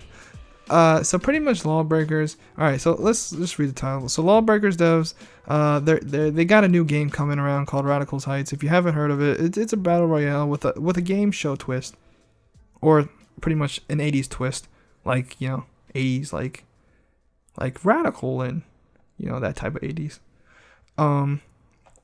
But yeah, so pretty much Lawbreakers, the developers, what are they called?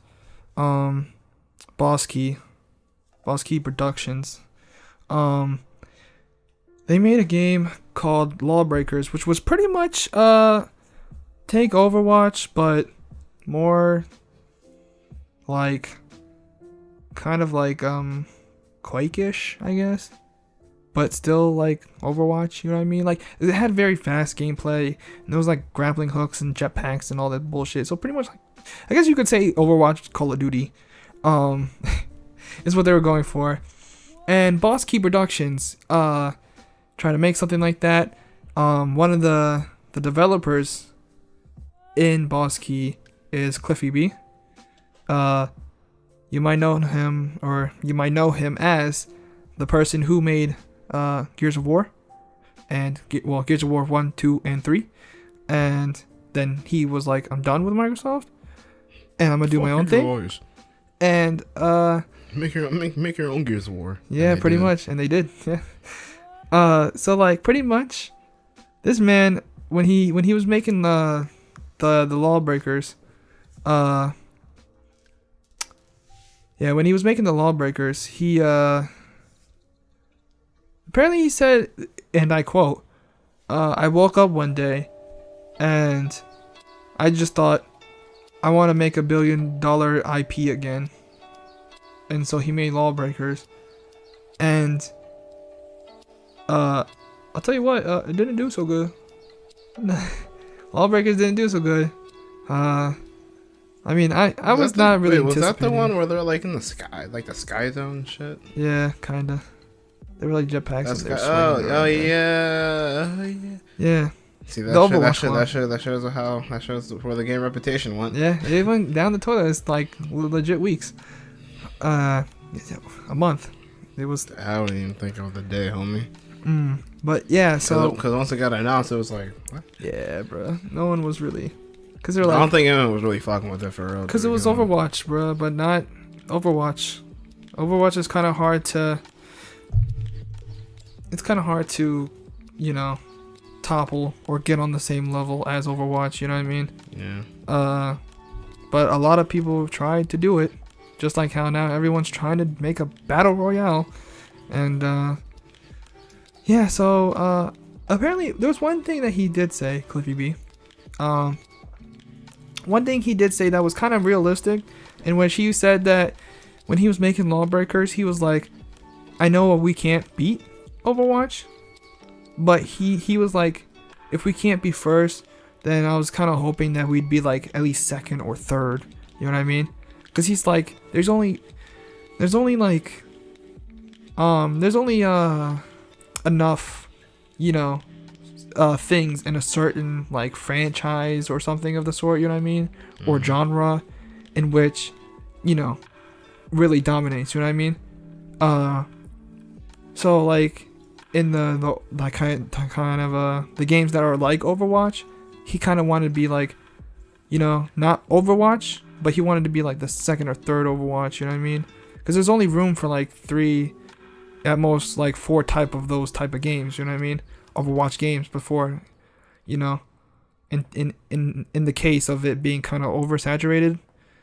And you know, like how like in terms of like RPGs, I mean, obviously there's not really much in RPGs, but I would say like Final Fantasy would be one, you know what I mean? What would be like a super top RPG? Skyrim, I guess, or Elder Scrolls, I mean. You know, like maybe Persona, but I don't know. You know, like there's like only room for like 3, you know, but that doesn't really work for RPGs. But you know, for something for Overwatch, it was kind of like, you got Overwatch, you got this, and that's it. You know what I mean? Like if you try to make another, and if it doesn't hit top 3 in popularity, it's not good enough. Yeah, I see what you're saying. Yeah, so it's pretty much like too, because it's like there's Overwatch Paladin. Yeah. And then after that, then it's Overwatch Paladin, and then like he wanted to be like 3 or 4. Yeah. He wanted to be like Overwatch Paladins, and then, Lawbreakers. And Lawbreakers, like, no, that didn't happen. But that shit didn't happen. Honestly, yeah, for real, they can't really in this time. There can't really be a third. Like there can be. To. Like I said, there can be a 3rd or 4th, but it just depends on what that game is and how much more unique that game is compared to the other games in the same genre. You know what I mean? If it's exactly the same, it's just like you gotta find some different, you know. And sometimes even if it's the same, it could still work. You know what I mean? But it just has to click with the audience. You know what I mean? And if it doesn't click with the audience, then you're fucked. And sometimes that in itself is kind of just like a random, like, it's like throwing a dart in a dark room. You know what I mean? You don't know where it's going. You don't know where it's gonna hit, but you just gonna, you know, just throw it out there and see what happens. So yeah, and after that taint, they're like, all right, well, we see that this battle royale thing is coming around. So just like Overwatch, they're like, we gotta hurry up and make a battle royale game. So here we are with Radical Heights. It's a battle royale game with an 80s theme, and pretty much, I guess they're trying to, like he said with the Overwatch, the type game. I guess with the battle royale, he's trying to be the third or fourth, probably, again. Because obviously, you know, there's PUBG, that's one, Fortnite's the other. So he's kind of hoping that maybe the third or fourth, that's, you know, that's where he's gonna want to be.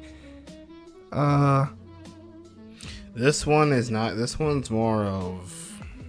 This one's not really. This one's more challenging to. Between, not really PUBG. If anything, this is more. This one is more in competition of Hunt, the Showdown. Oh yeah. Because reading it, the more of like the concept of how everything, like how the more money you have, the higher target you are. That's pretty much like the Hunt and shit. Really? Yeah. Cause this, yeah. So for honestly, yeah, this is more like this. Well, explain. Well, first of all, explain the Hunt, to our audience. Hunt the Showdown is pretty much. I don't really even. It's just fucking. Oh, fucking. Here we go. Yeah, how do you explain this? It's just it's a PV. It's a PvP/PvE. Yeah, so it's PvPvE. Yeah, you have a co-op buddy, and you got point A for point B. You have to kill a boss. And while you're doing that, you have to like, you have a certain like vision. You have a certain vision mode that you have to get key points to get to the boss. Mm-hmm. And after a certain point, you get all the key points. You go to the boss. You kill the boss. That's it. But at the same time, you have other people trying to fight you at the same time, so other people can kill you as you go. And reading this seems like the same properties. The more money you get, the higher target you are, so more people can kill you. Yeah, but it's not like PvPvE. It's just PvP. PvP. Yeah, player versus players. Yeah, but like, I mean, my opinion, I do not really care about this game. I mean, generally, I think like battle royale games, it's a cool concept. The whole like killing each other and running into a circle and killing each other more, and you know, that's cool. But honestly, when something like it just got popular and then now it's becoming a thing that's like being oversaturated, and that's the thing about popular things, is that if it's popular in the wrong way, it gets oversaturated, and it, you know, and it also could, you know, could create a like terrible fan base of that genre, and it's just like, and it just gets old quick, you know what I mean? It's like you can't even enjoy it for like a long time period, because everyone's like shoving it down your face, you know, or in your throat or whatever, and it's just like, you're like, here, you know, here, battle royale. Oh, a month later, how about another one? How about this one? It's like, I just played the other battle royale, and now you got this another one. You know what I mean? It's like, what's so different about this battle royale that I'm playing now that you're putting out? You know what I mean? What about your story mode? What about it?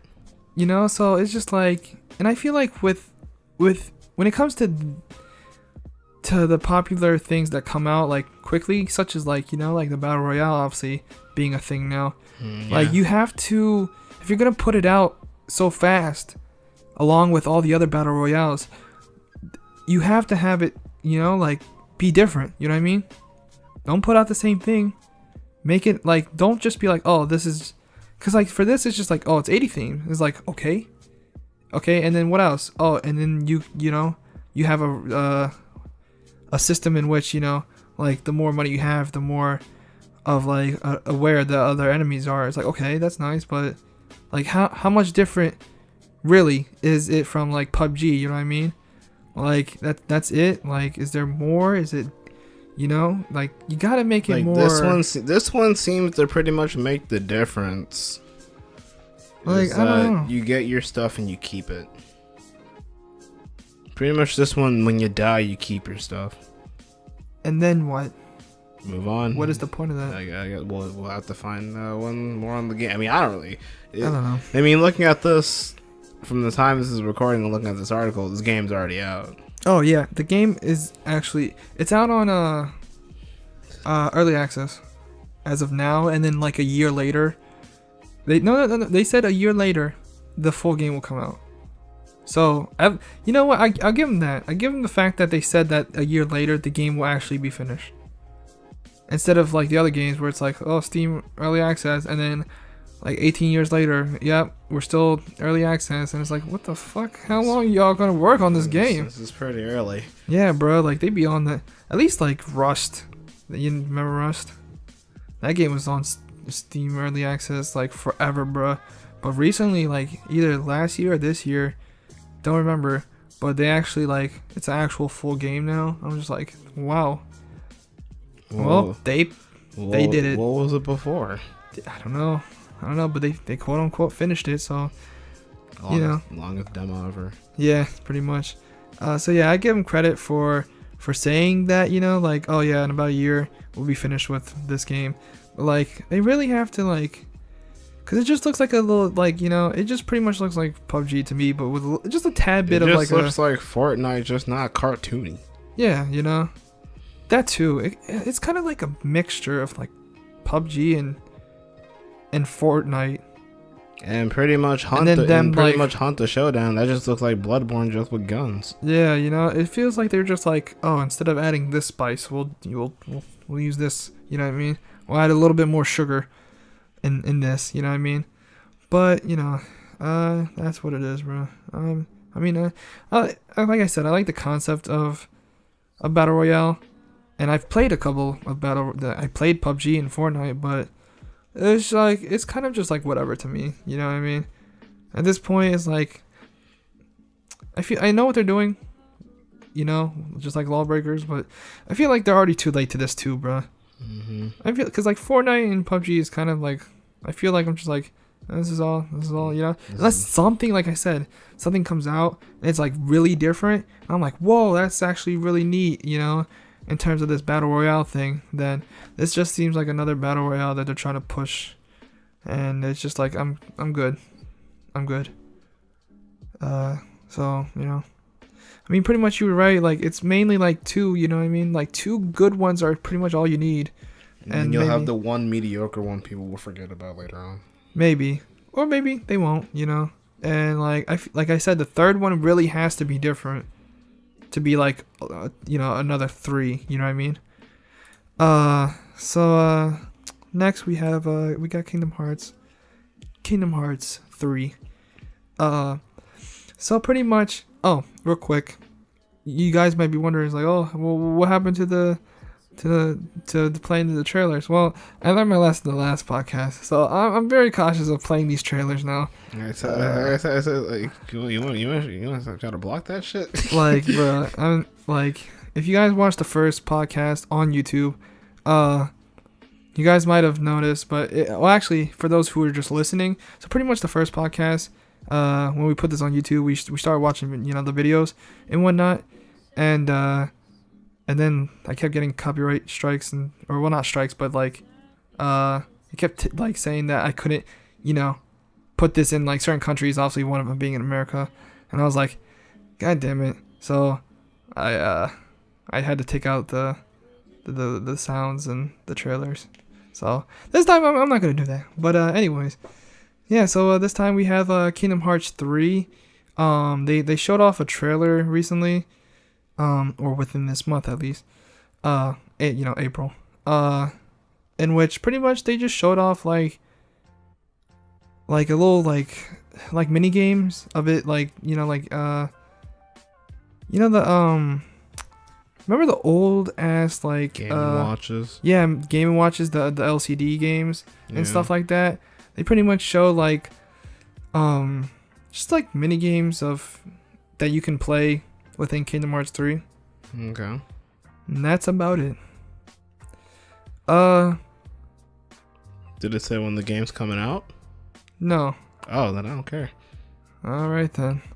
I'm sorry, ladies and gentlemen, but at this point, like it's cool. It's cool at all, but where's the game? I don't care about the trailer. Where's the game?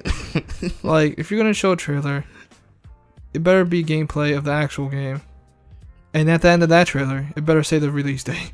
Because at this point, we getting older, ladies and gentlemen. We ain't getting any younger. Yeah. And when we all about to be 6 feet under, that's when the game comes out. That's when the game's gonna finally come out. You ain't gonna get no A&A plays Kingdom Hearts 3. No. We gonna be underground. We underground. We're like, yo, we want to record? Nah, bro, I'm in the dirt. It's like, nah, man. It's like I'm 6 feet in the dirt. They 6 years too late. We already done. We're already done. We gotta rely on our sons to continue the channel. Yeah, that's right. Here you go, son. But no, like they showed it off. Like I said, it's a cool thing that they got the mini games. I mean, but I don't think that it really needed a trailer. And to be honest, I don't really care unless it's a release. I mean, I know that kind of sounds like selfish, but it's Square Enix at this always point, does this. They're at the point. It's to keep the fans still out their toes. They're teasing. That's why I'm not. That's why I'm still in the back of my fucking seat. Well, I mean, they're not teasing. They're trying to keep people motivated. I guess they want people to be like, we're still working on the game, guys. Don't worry, and that's great. Yo, check out this mini game right here. It's like, we know you guys are working. Like, as soon as you announce that you guys are working on the game, we know you're working on the game. There's the people that know, and then there's the fans that know. You know what I mean? Like, we don't need 100 trailers of you doing. Like, I don't. Just show me the release date. I want Kingdom Hearts 3. I just want the game. I want it now. Oh, I want Kingdom. Give it to me. Yeah, I want Kingdom Hearts 3. I don't want no mini game. I don't want no fucking opening. I want the game. I want the game. If not, then show me a trailer, and then at the end of it, show me the release date, and then I can be like, all right, cool, that was a good trailer. Don't show anything at all. Just say a month. Just say Kingdom Hearts. September coming out September, and then just 2018. Don't even say, just say September and just walk off and be like September 1. And then so then every year in September they look forward to something. That would be funny, yeah. Every year in September, fans will be freaking out like, it's Kingdom Hearts 3 coming. It's like we'll have to find out. We'll find out. Yeah, September's coming around. Yeah. What's Nintendo about to do? Square Enix. But yeah, cool. But damn it, where's the game? Where's the game? Just give us the game already. Maybe the LCD will be the game. Well, so guess what? I ain't buying it. I don't give a damn if it's Kingdom Hearts or not. That's the whole game. Hell no. All right. Next up, we got. Well, this is an update article of the original story of Billy Mitchell and his comments on his score being removed and banned.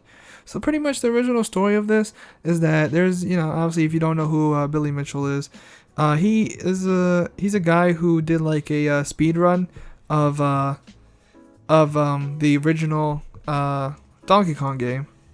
And he broke records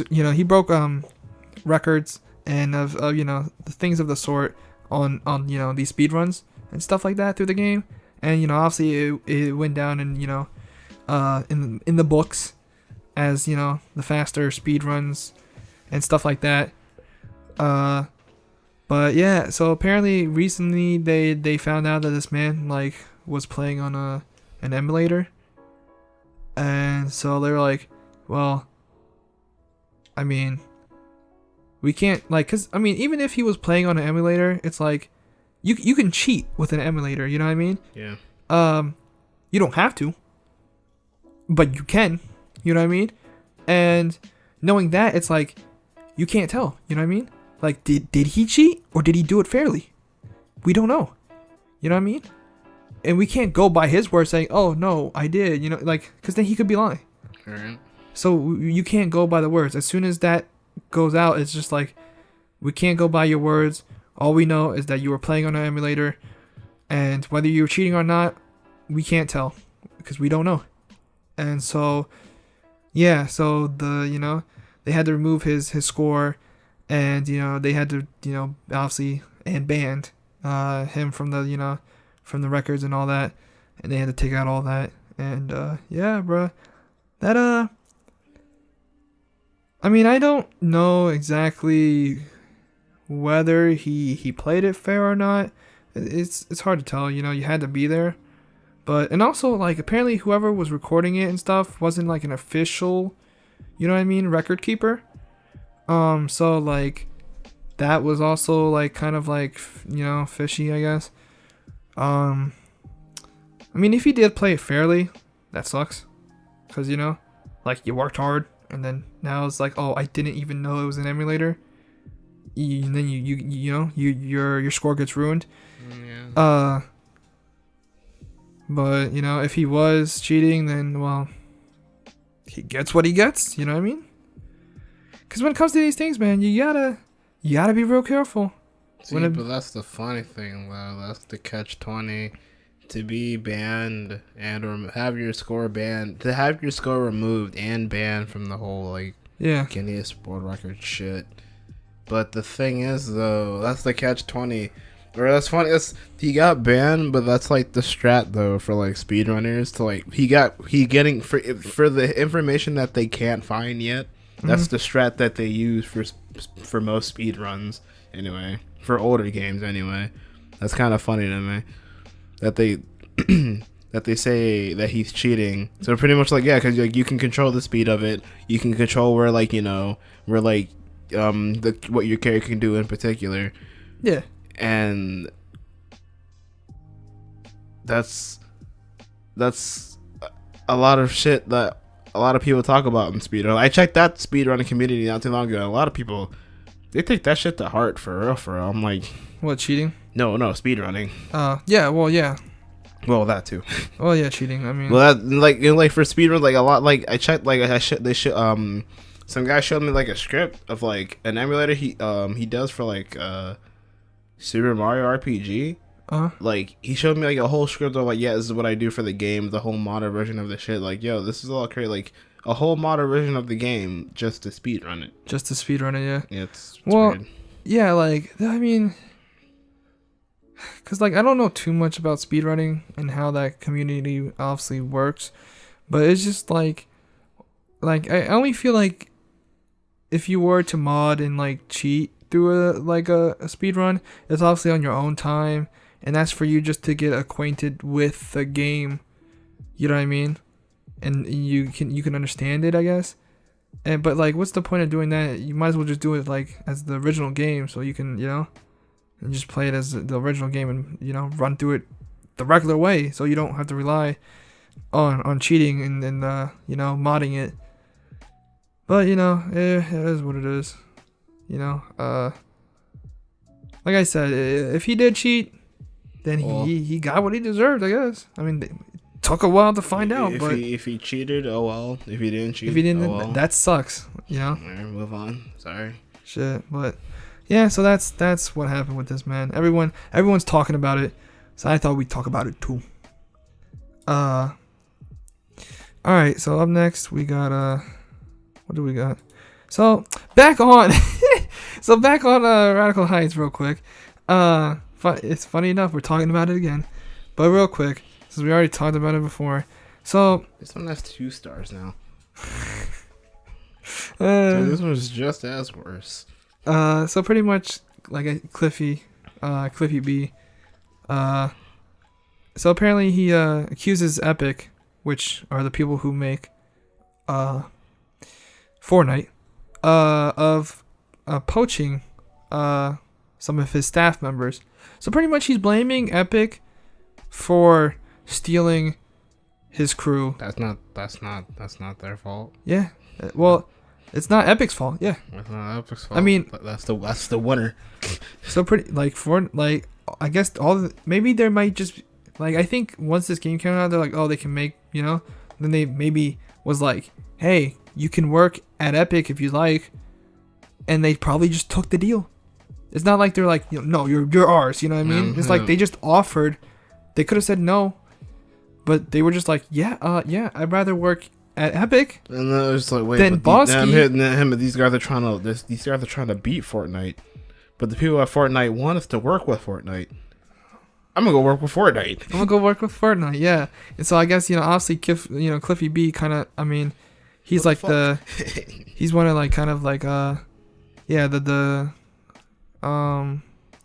he's the co-founder of Boss Key Productions.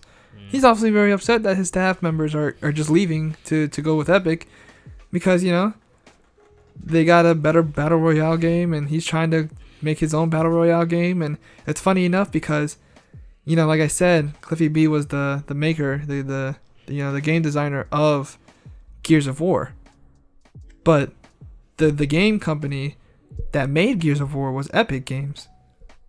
So the people who make Fortnite also made Gears of War, which he worked with. So it's funny how Cliffy B worked with Epic to make Gears, then went off to do his own thing, failed, then trying to make a battle royale in which Epic made and made a success, and now Epic is stealing his stealing his employees, though they're probably just asking if they'd like to join the team and nothing more. And now he's obviously accusing Epic of stealing his crew, and that's just like, what? So why are you blaming Epic? Blame the crew. Blame them. You see where the loyalty is? Yeah, well, there you go. Yeah, like, and they don't want to. And if your game succeeds even better, then you see where the problem was at. Yeah, pretty much. Like, I mean, there's nothing really to complain about. Like, this is just, they just going with that because they're a bigger company. They have a successful game out right now. And, your game isn't really all that successful, and you just threw it out there to try to get in. I mean, technically it's your fault. Maybe you should have made a better game, or a game that isn't like Overwatch or a battle royale, or maybe, I don't know, make something original, or something you already know that you're good at, or at least something that is more original than like maybe something of a genre, but more original, you know what I mean? And not just like, I'm gonna copy this. Or your own version of Gears of War. Yeah, I don't know. There's... Or like how Keiji Inafune left Capcom, but he still had made his own version of Mega Man. Yeah, I don't know. But there you go. He'll be alright. He'd be alright, yeah. Just, hey, they're still, just make a better game. Maybe they won't leave. Make a better game, yeah. Yeah, so, work on your game. Don't let them beat you, I guess. Alright, and we also have, let's see here. What is this? Oh, so Sega is, surveilling, interest. Surveying. Is it surveilling? Surveilling. Hey, that'd be even scary. Sega surveillance thing. They're what? It's like we put a camera. How many Sonic fans are left here? Yeah, it's like how many people we gotta kill them off. How many people are watching Fist of the North Star right now? We must know. Who knows about this anime? Who knows about this? We'll put cameras in your house.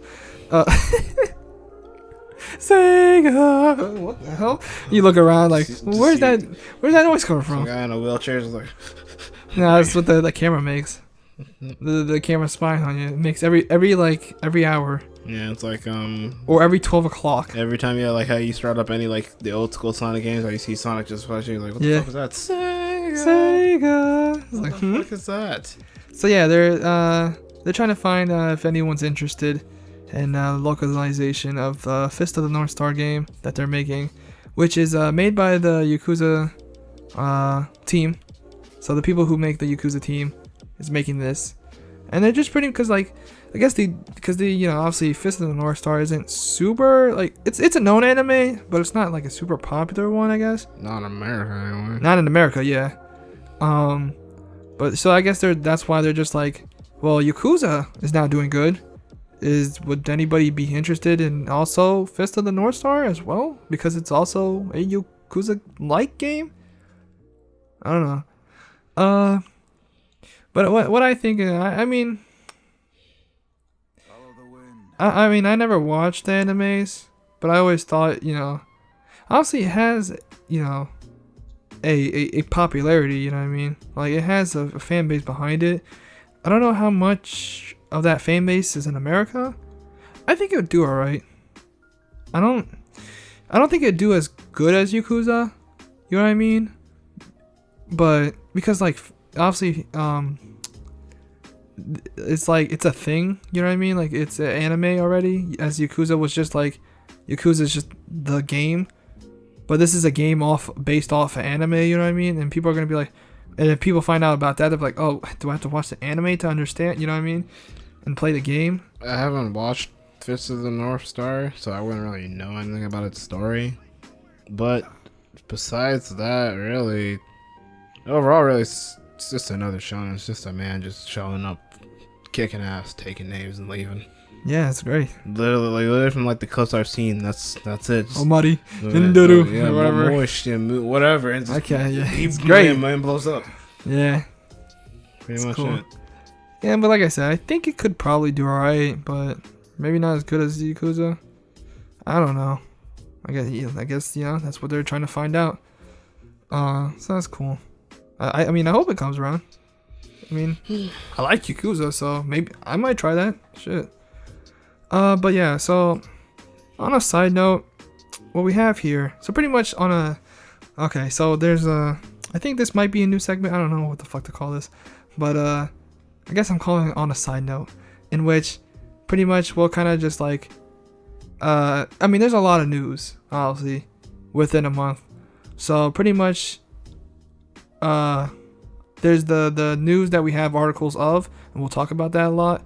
And then on a side note, it's pretty much kind of like a speed round where we'll just say that, like, oh, this thing exists, and then we'll move on. I mean, if it's really interesting, maybe we might sit for like a good couple of minutes and talk about it. But if it's just like a thing where it's like, oh, this thing is a thing, and then that's it, and we'll just be like, oh, cool, or oh, I don't care, and then we'll move on. So yeah, well, let's get started.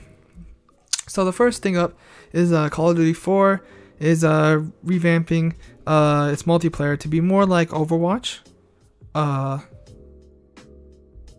personally think that's stupid, and I hope they don't. So it is, but they can do it.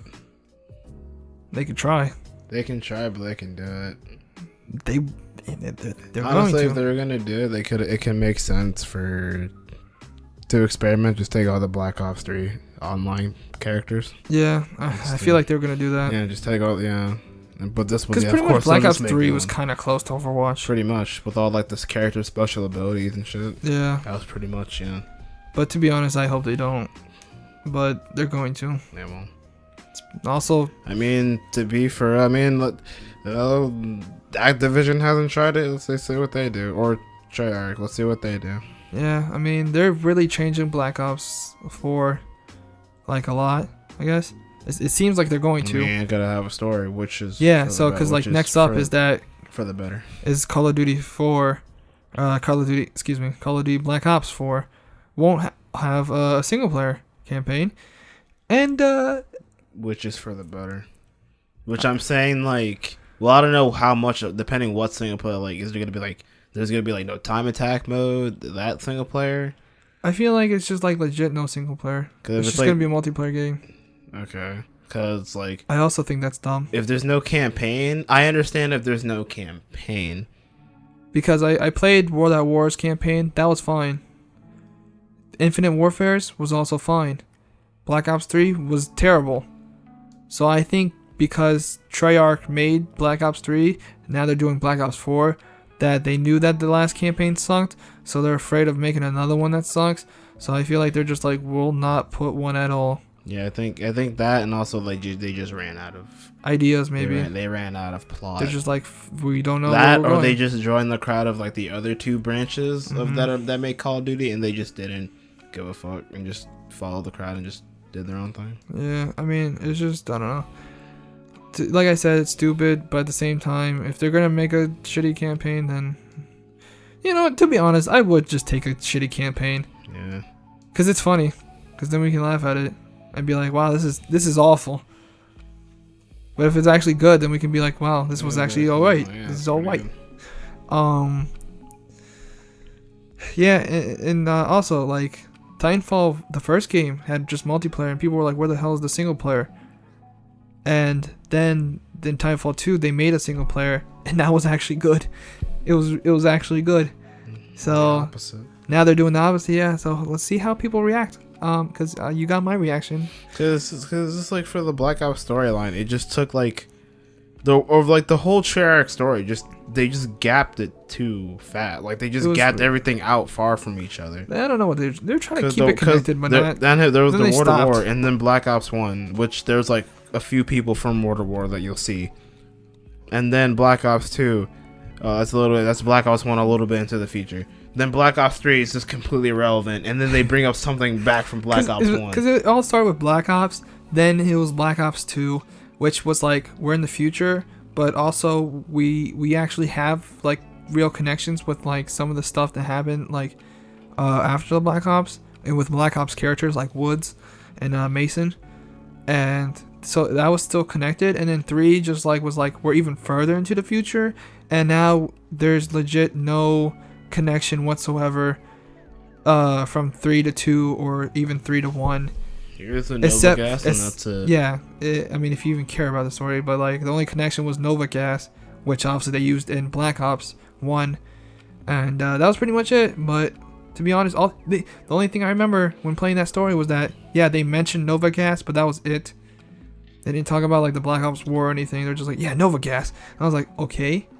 It was dumb. So that's why they're, I guess, I don't know. But they're doing whatever. So what'll happen?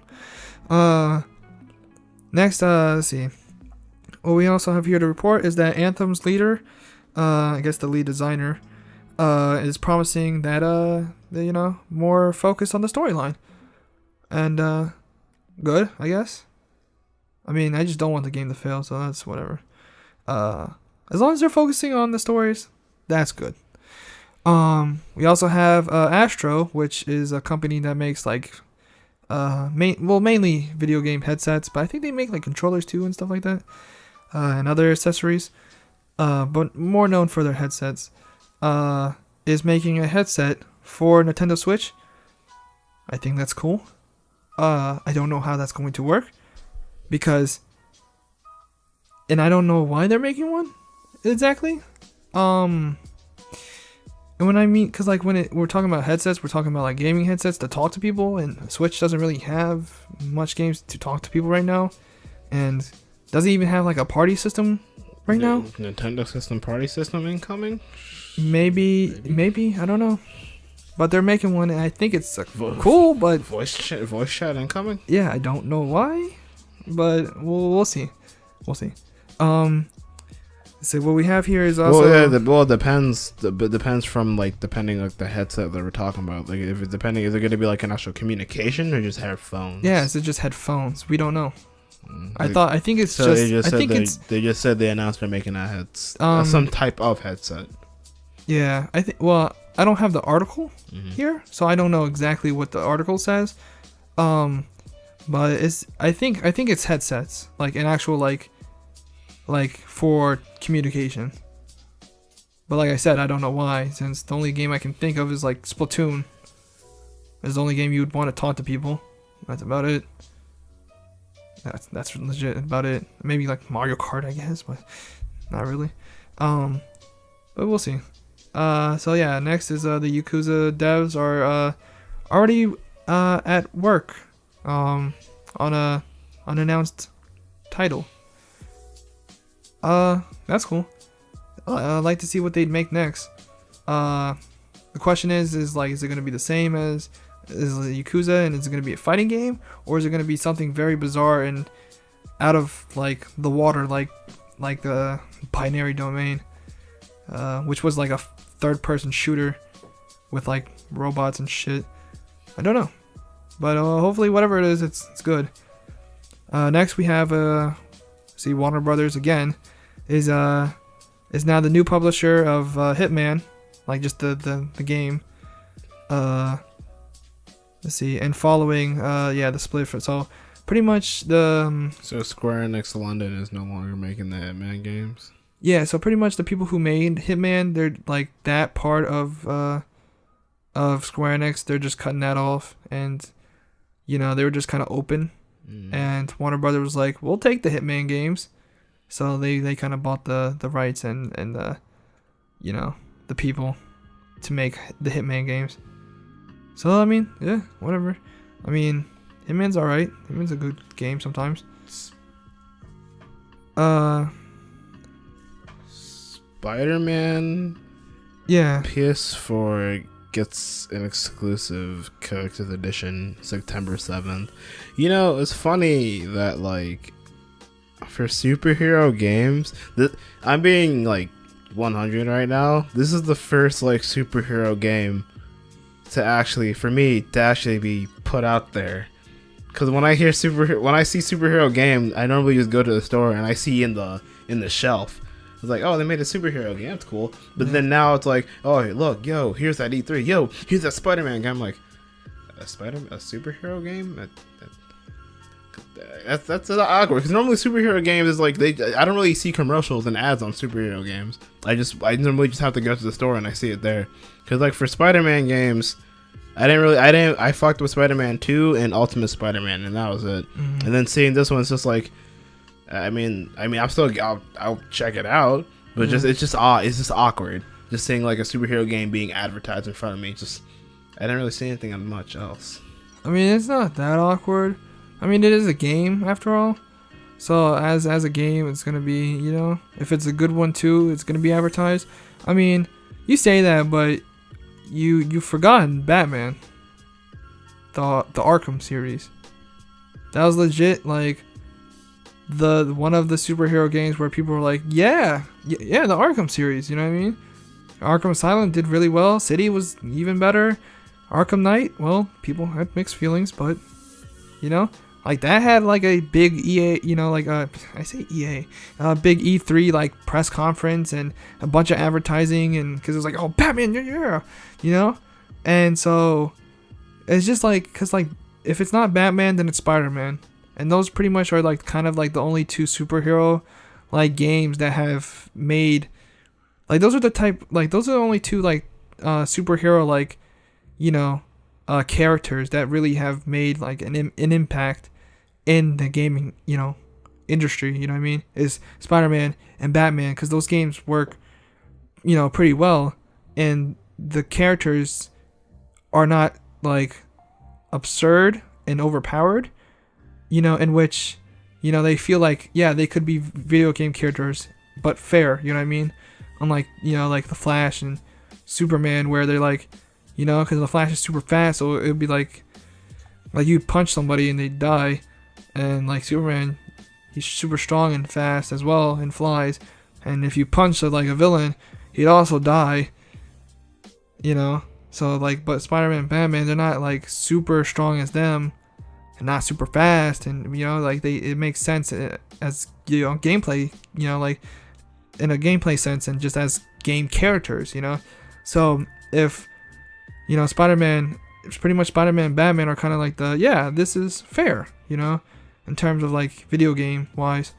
So that's, you know, that's why when it's like Spider-Man, Batman, and when it's a game, it's like we just pray that it's good, because if not, then no superhero games. But yeah, it's gonna be released September 7th, so that's cool. It's coming around real soon, a couple months.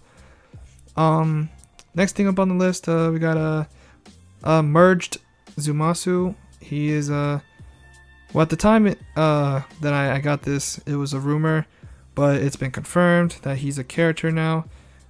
That's okay. Like, at first I didn't really feel like he should be there, but I saw the gameplay and I was like, he's alright. And then also another thing was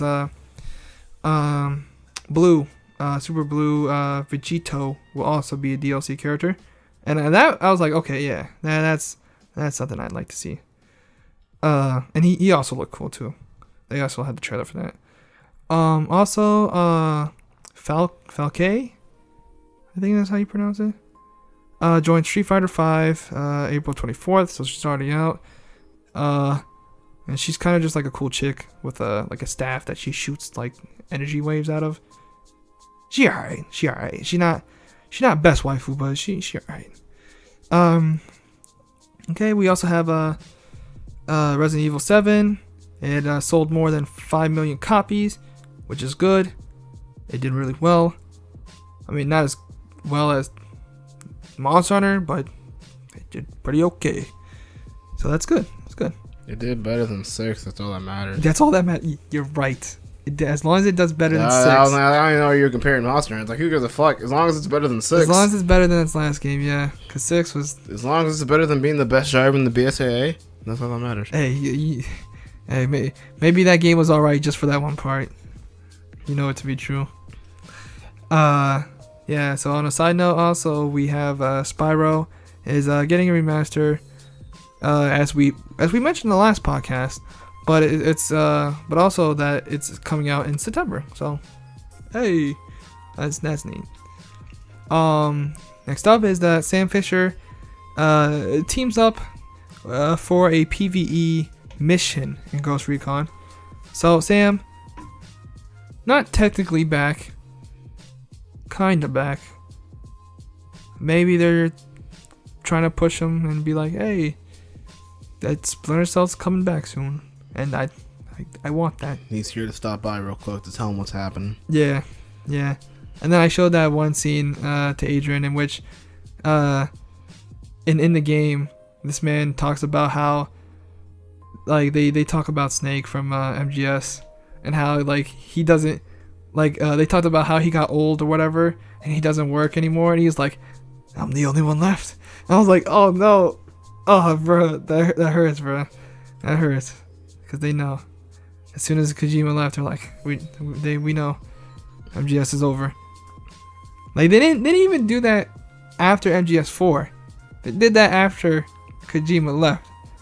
So you know they know, bro. Okay, so after that we got Sega, our favorite. No, they're cool though. They're getting better. They're having a poll for Persona dancing crossover costumes. So pretty much, I guess they had a poll of like different games and series that they own from Sega, and they're like, what costumes would you like to have in the game, like from like the Yakuza series and other games that they have. And I thought that was cool.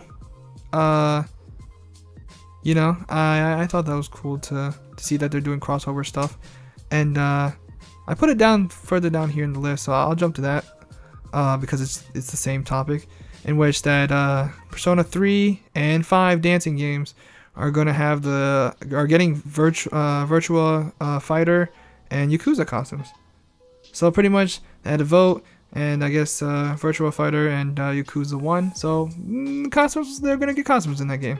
Wait, so they're making a Persona 3 and 5 yes. rhythm game? Yes. So you know how they had 4? And so, you know, as 5 came out, they're like, let's do 5. But for some reason, they didn't want to wait for 3 neither, so they're like, let's just put out 3 as well. Fuck it.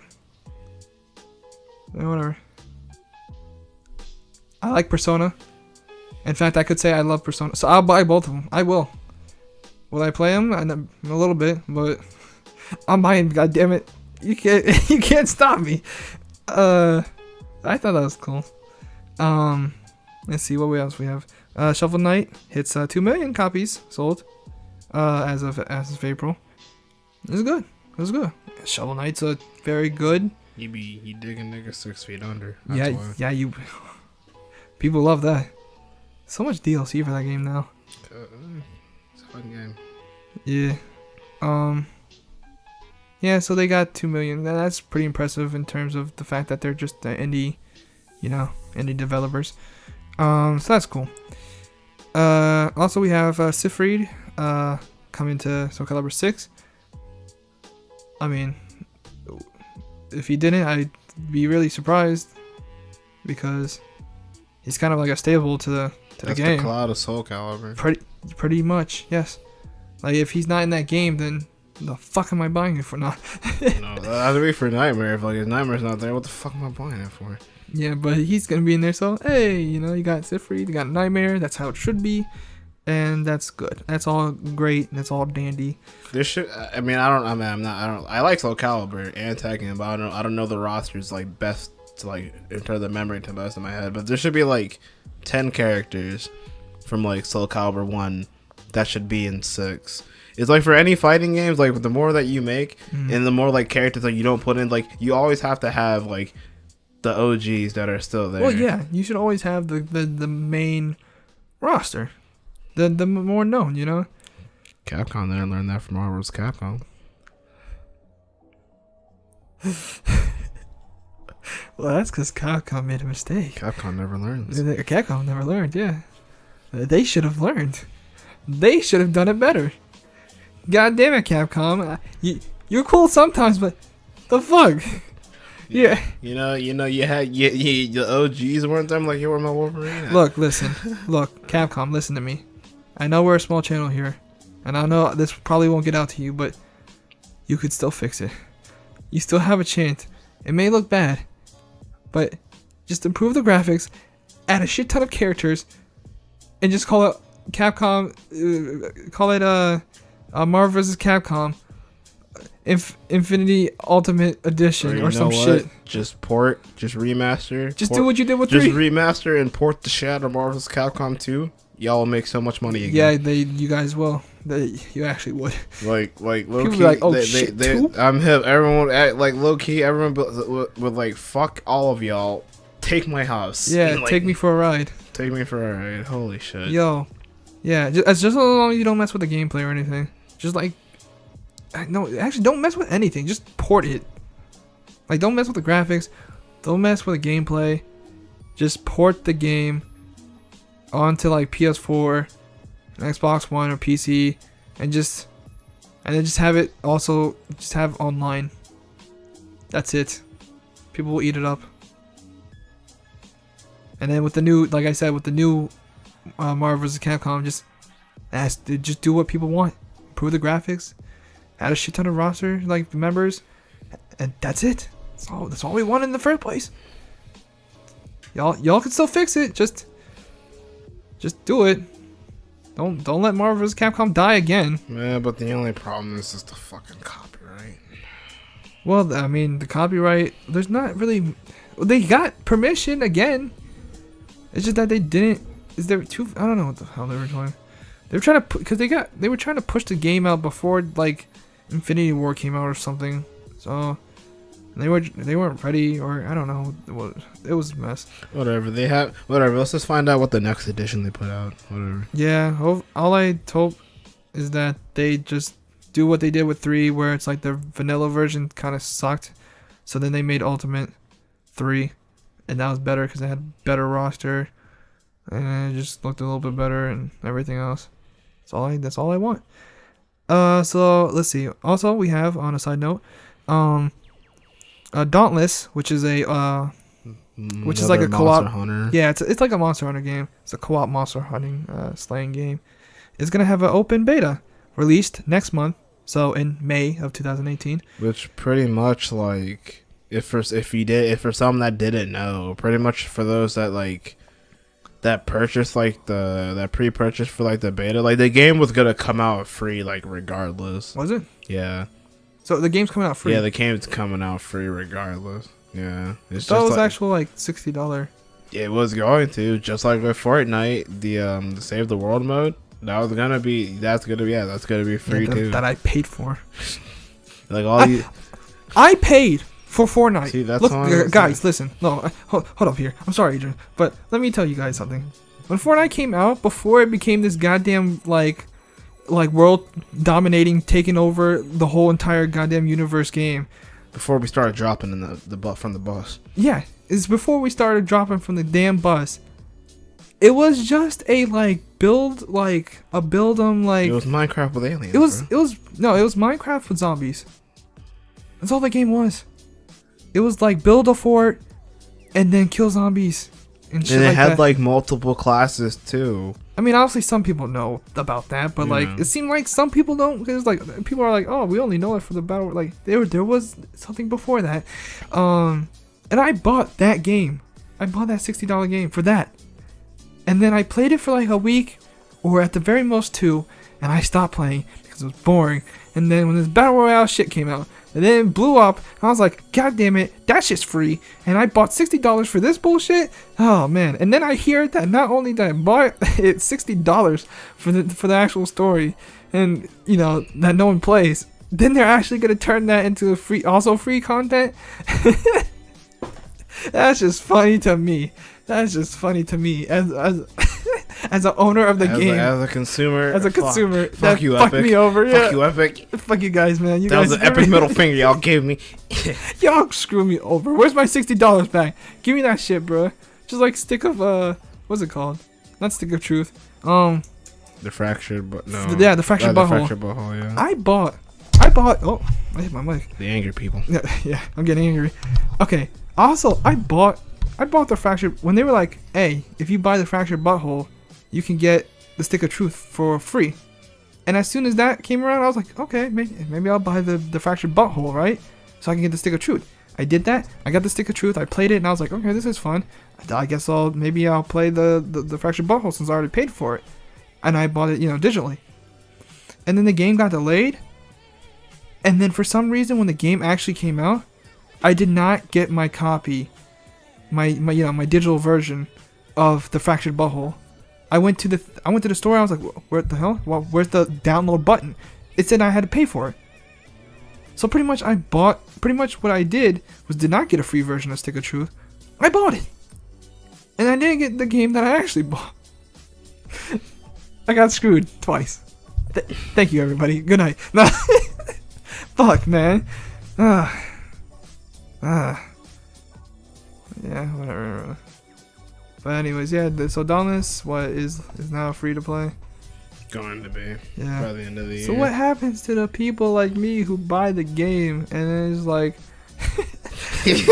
For those that don't know, I just fucked off Anthony. So that's pretty much what happens. They give you a big middle finger, bro. Or they tell you or they give you this fucking cream. There you go. Just rub it on where it hurts. Yeah, rub it on the wound. Fuck you. Facts. Lubricate that butthole. We're going. Mm-hmm. We're going in. Oh shit. But continuing. Yeah, but anyways. What we also have on the side note is A Way Out, which was the co-op game made by EA and. That's with the two dudes that are going out of jail, right? Yeah, that are busting out of jail, and then the nigga who was like, "Fuck the Oscars," that man. Bless that man. Apparently, so A Way Out has sold over 1 million copies. Within when did it come out? Did it come out? When did it come out? March? Yeah, it was like in the middle of March. Yeah, so it's been about a month-ish since the game came out. And it's already sold 1 million, according to the developers, which is a very good job. And it's a good game, bro. It's not very long. It's about like 6 or 7 hours, but it's a good game, and I'm glad that they're doing good. And also, what I didn't also put down here, but apparently EA is actually surprised that they made this much already, because they didn't think it would be successful. Because it wasn't from microtransactions. Because they thought it it was a co-op like a heavy co-op experience that that was like $40 I think the game is, and that it's like and the thing was like if you buy the game, if one person buys the game, you can have someone just play the other, like they can just play with you for free the whole game. So as long as one person buys it, the other person's just got a free experience pretty much. And who published this? EA. Oh yeah. EA published it, but it was made, by a developer. I don't know the name of the developer, unfortunately, but yeah. Yeah, because they didn't tell them to add in any packs or like legit. It wasn't a $60 game, and they didn't even, like you don't even have to buy 2 versions of the game, just one. Yeah, because it didn't require any packs and microtransactions. Yeah, there's no microtransaction, no loot boxes or anything in this game. It's a clean co-op experience. And then when very short, clean co-op, good experience. When we don't add the money buying stuff, people want to play the game. But damn, you actually can still make money off the game. It still does well. What the fuck? Guys, do some research. We're gonna have to get down to the business. We're gonna have to get down to the business of this. Should we make more NFL Street? It's like, I don't think. See, if they'd ever do that, microtransactions. Should we put them in? I don't know. Should we do it? Yeah. You spend $20 and you can make a fucking magical flying football that goes straight to the damn end zone, a touchdown. But bruh, I hope they bring back like if they remaster NFL like the or Street NBA game, Street, yeah, something Street. That would probably make me like get on my feet to get unexcited for shit again. I'd clap. If I hear that they remake NFL Street, I'd probably get super hyped. I'd be like, you know what? I have faith in the game again. I have faith in games again. Yeah, it's like I'm not heavy into sports. But the Street series. But the Street series, that made me want to go fuck up shit playing sports. It made me be like, hey, maybe if they had this shit in the basketballs in NFL, I'd be like, hell yeah. Give me these rules. Let me slam dunk you. Yeah. In football. let me use my friend as a fucking springboard to hop over to get my fucking and football. just like, bruh. Damn. And then everyone activates your street gauge, and then pretty much they're like untackable. Yeah, they're just invincible, bro. Like, in NBA Street, you do like go into like super street mode or whatever. You suck up your V2 gauge. Oh, like, bro. Yeah, you have like your special fucking like animations. Like bro, you do all the tricks. Yeah, and then in the air, you shit. pass it. You can alley oop and do more tricks, and then break the basket, bro. Come on, EA. Make the right choices here, not the wrong ones.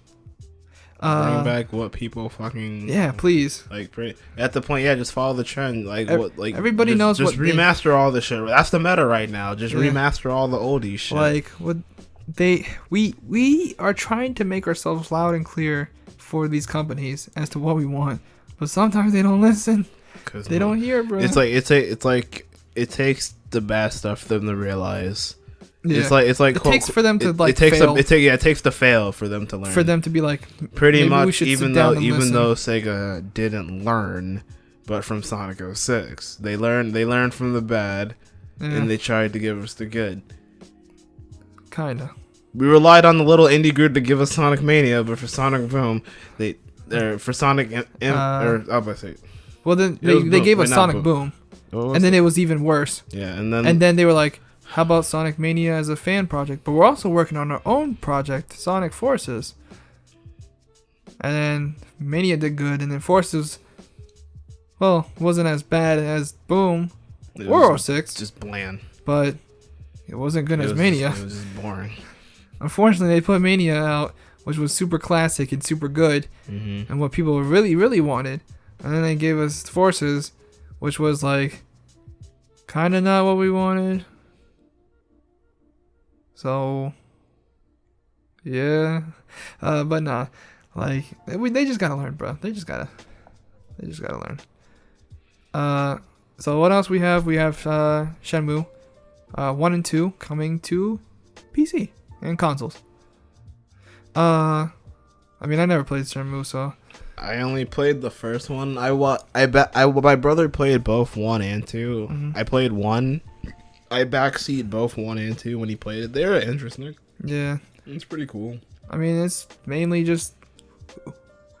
Have you seen the guys in the black? I seen a little bit of the first one, where whoever his name is, Ryu, or was it Ryu? Rio? I think it was Rio or something. Probably Rio. Yeah, in which this man's just running around town. He's just like, have you guys seen the men in black, or like the car in black or whatever? And then people are just like, no.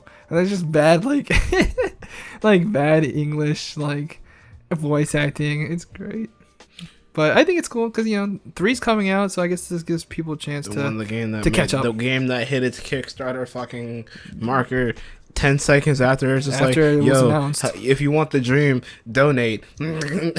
Donate. Shit, thanks guys. Thanks guys. Yeah. All right, cool. It's because they had it on the E3 press, Yeah. so everybody saw. But you know, gives people a chance to catch up to the to the third game, so that's cool. So what we also have is there's a top secret 2K studio working on the new BioShock. Oh man, that'll be like 6 games I haven't touched then. So apparently there's a rumor, or maybe not so much of a rumor, but like just a report that they're making a new BioShock, which is cool. I barely played any of the BioShocks. But how do you go beyond Infinite? But I know you're. How does one go beyond Infinite? You went to BioShock 1, 2, Infinite. BioShock this ass. Disaster. How much bio can you take in before you get shocked? But you received an infinite amount of it. But What is a BioShock? It's just probably a term for something, but it might just be a title. I don't know. More research is needed. I'll look this up. I mean, after just the take the podcast. words that are in it. BioShock. You got biology, and then shock, and then shock. You're right. Maybe that's what they were going so for. Something with some shock therapy. Because bullshit. biology, like something with the body, something involving shock therapy. maybe. BioShock. Yeah. Whatever. I mean, you kind of inject your shit with shock powers. Yeah. You have shock powers and shit. Yeah. So. You're underwater. Yeah. Biology. And BioShock's a good series. People like BioShock. Yeah. Infinite wasn't. In the sky. People liked Infinite, but it wasn't what they showed off at first, so people were kind of actually disappointed. But it's still a good series. So it's cool that it's coming back. Everyone got their ultimate waifu. Everyone got their gaming waifu. Who cares? What's her Elizabeth. ULP coming soon. I lied. But anyways, yeah, and then what we have here on the last side note is that the Dark Souls remastered is being delayed for the Switch. Only for the Switch. So, my quick opinion about that? God damn it. But fuck it, they gotta improve it because people were shitting on it on social media. I remember I was on Twitter and people were just like, look at this shit compared to the old shit. Oh, this is bad. What do they call this, a remastered? Oh, da. So there you have it. People will shit on everything. Don't let them shit on your dreams. No, always keep moving forward. You want to always keep your eye on the ball. Mm-hmm. No matter whatever, whenever someone says stop, you say fuck them. Keep moving forward. Damn right. So there you have it. That was the news. It's funny because I'm not gonna lie, there was at least like one more week of news material that I could have found. But I said fuck it and I got lazy. Oh well, doesn't matter. We covered a good amount of stuff. So yeah, that's about it. That's cool. So, with that out of the way, let's talk about the channel. What's coming through? What's coming out? What's happening? If things are different, things are changing. I don't know. Actually, I do know. And that's what we're here to talk about. So, yeah. As you guys already know, Rogue Galaxy still continuing.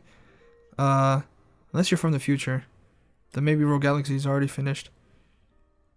Well, then I guess watch the whole thing. I guess. Unless you're from the future, then we probably won't be there. We'll be 6 feet under finishing that. Yeah, you're right. It's gonna take us fucking forever. It's gonna take us as long as it took Final Fantasy 15 to come out. Oh god. But that game will be finished. It will finish eventually. But yeah, that's still going. There's actually so yeah, okay, this is gonna be a little bit weird.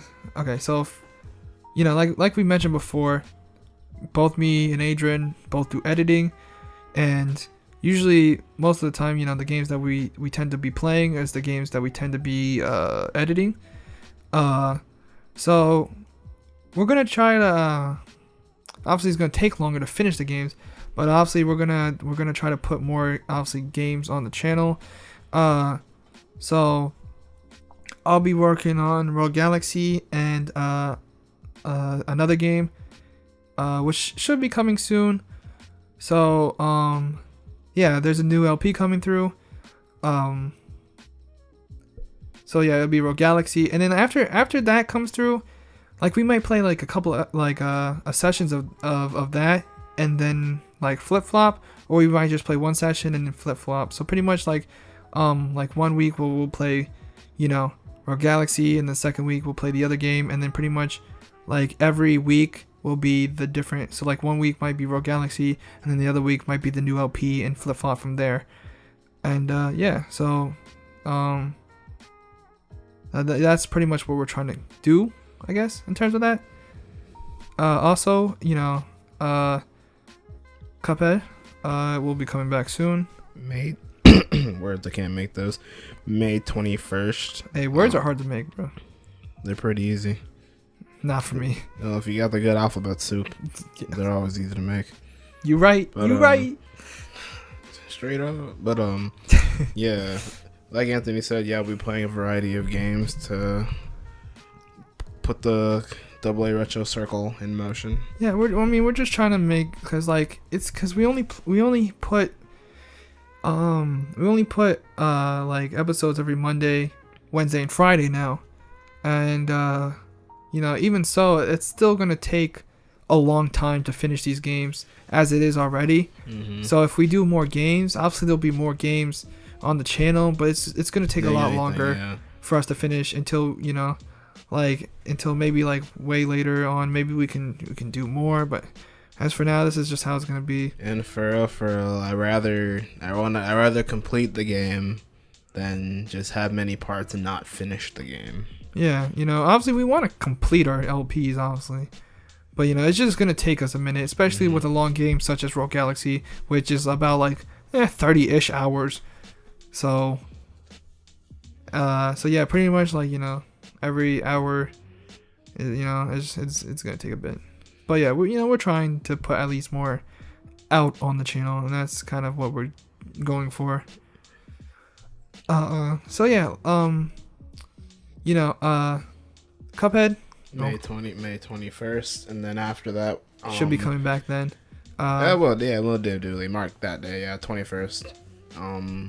And yeah, Final Fantasy will still be on hold, because just like I told you, I still have to get stuff on. I have to get the cloud file to transfer over my PC to Anthony's computer, since so I can play over here. Yeah, because now we only work in one place. We used to go to each, you know, like we do recording at my place and then at Adrian's place, but now we just thought it'd be easier just to do it at one place and just in general. Mm-hmm. So now, since we were playing Final Fantasy at Adrian's, I just had to get all the files together and put on Anthony's computer. Yeah, because I just had to go buy an external hard drive, which I was just putting off time to go buy whenever. So now that I have it, and now I can go back to getting my collection for my bit for videos. So all I have to do is just transfer over my cloud save to this computer, and then we can resume Final Fantasy. But in the meantime, until I figure out to do that safely, that'll still be on hold. But there's still a few more games to come in the meantime to hold off Final Fantasy. So yeah, pretty much we're gonna focus like we did Evil Within and how we've been doing with Rogue Galaxy. We're gonna focus only on Cuphead until it's finished. We're pretty much finished, or well, not pretty much finished, but we're almost there. Mm-hmm. We have the third world, and then we have the finale. Yeah. And then pretty much that'll be over. So yeah. Yeah, and then after that, we actually have another new Let's Play coming through, and then you know, we'll focus on that, and then once Adrian can get Final Fantasy 3 safely over here, then, you know, we'll flip-flop between the new LP and Final Fantasy 3. And since we kind of already started Mario RPG, maybe flip-flop through that too, but that to be honest, since that's all Adrian recording and editing, that I'll let I'll leave that up to Adrian. It's just that recording that wise, I felt like it was okay until like the emulation was being weird, because it just felt like It just felt like over the time emulators on computer just got bad. Because I'm just playing. I'm like, the emulation was never that bad back when I played this on a fucking laptop. Well, some emulations are good. Some are just terrible. Sometimes it's not the emulation. Sometimes it's the game file itself. I don't know. But yeah. Everything's just getting more tight and tight. That's right.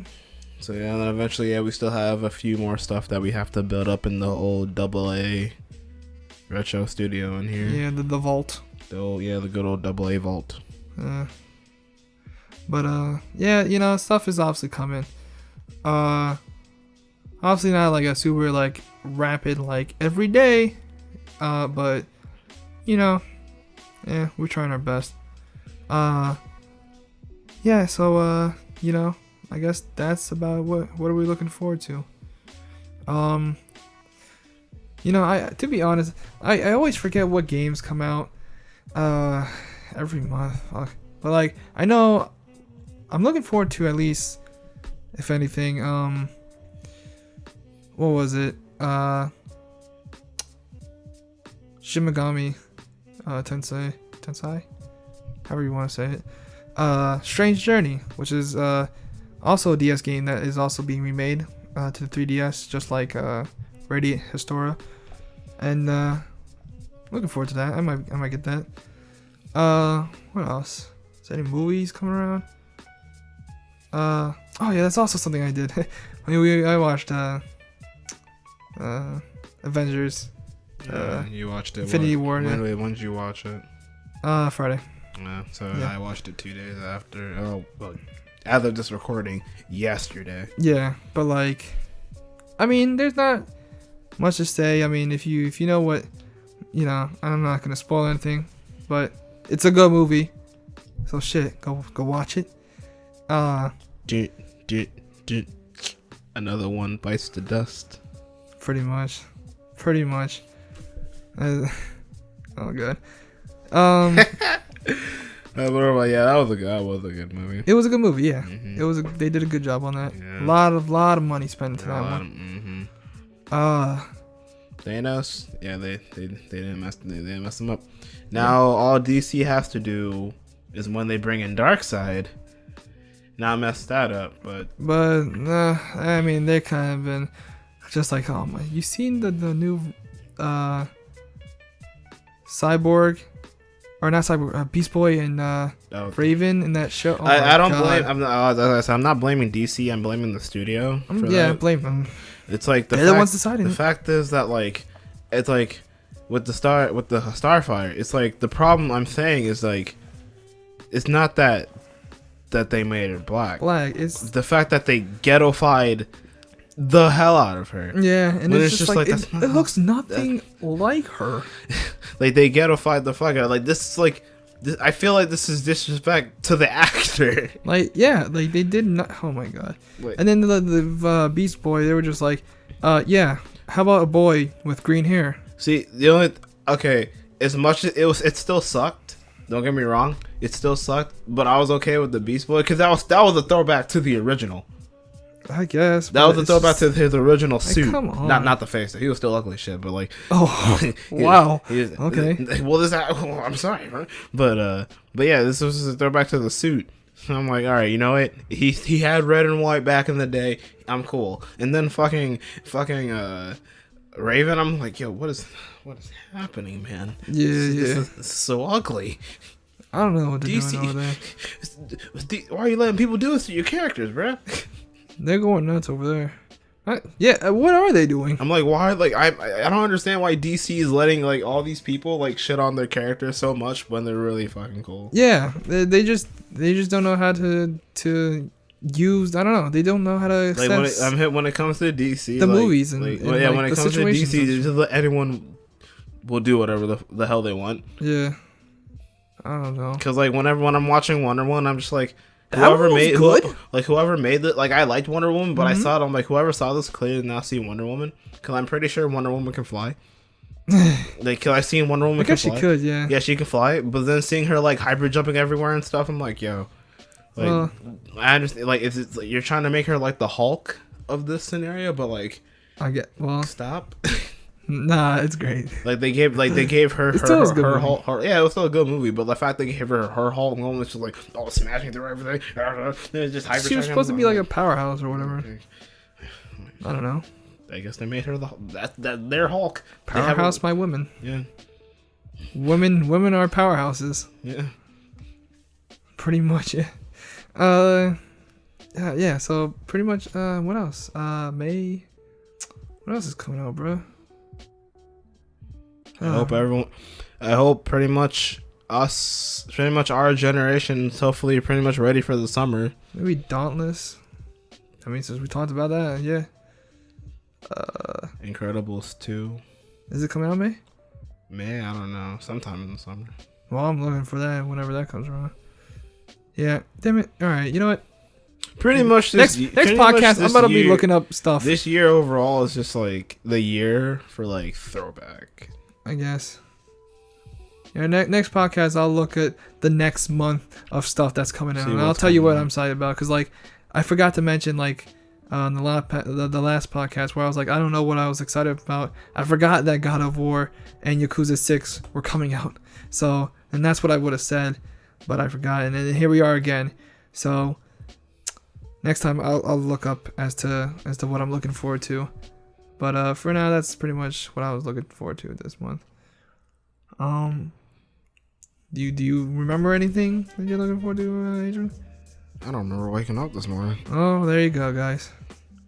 Hope everyone enjoyed their time, whether you stayed, listened, or just dipped out. Yeah. Whatever. And as you can tell, there's music in the background this time. Because I don't know what people want. If they want no music, if they want music. I don't know. I don't know what so I'm just experimenting over here. Pretty much, you just want to make it comfortable so they can just have it in the background. So I think, you know, I like the music in the background. So I think from here on out, I'm gonna leave the music in the background unless a lot of people are like, no, fuck your music, listen to my music. It's like I want emptiness. I want no music at all. I'm like, oh, I guess a lot of people want that. But for now, I'm gonna leave the music because it's nice. And it's like, if we're not saying anything like that, you know, just listen to music, bro. So, yeah. There you go. That is a podcast right there. That's number 2. Once again, we did it. And, also, like I said, if you're just listening and you don't know about the YouTube channel, once again, it's AA Retro.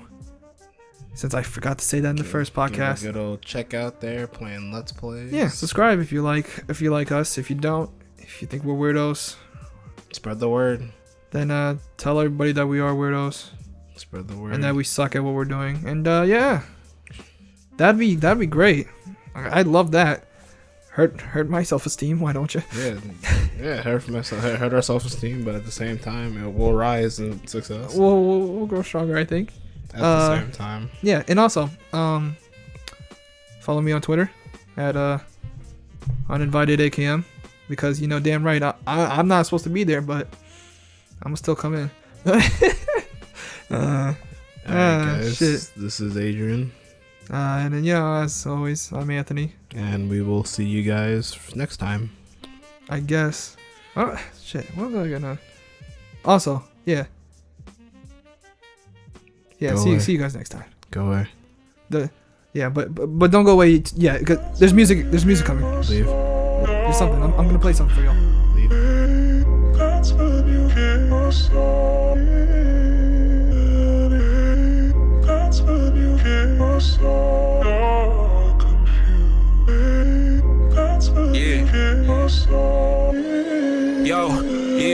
Yeah, highlights. All my raps, see this the replay. Y'all been on that fuck shit that he say and she say. I been stacking peso, going broke as if I see blade. Y'all can wield the double cuts, bitch, I'ma wield the keyblade, And why the fuck I always got to be the hero? Deadly Viper, assassination squad, I'm heat kiddo. You know when I strike, I never been the quiet type. You getting sliced with Japanese steel in broad daylight. I take the flow and flip it. Homie, why you tripping? Trust the vision. vision. I came to kill the mic, that's my only mission. Walk a stone path and blow gas, my phones get slashed. Only one could walk away whenever those blades clash. I'm all alone on this road in the blistering cold. I don't know, guess I go where the winds of fate blow. There ain't no end in sight, this battle cannot be won. Am I chasing my shadow or am I chasing the sun? Yo.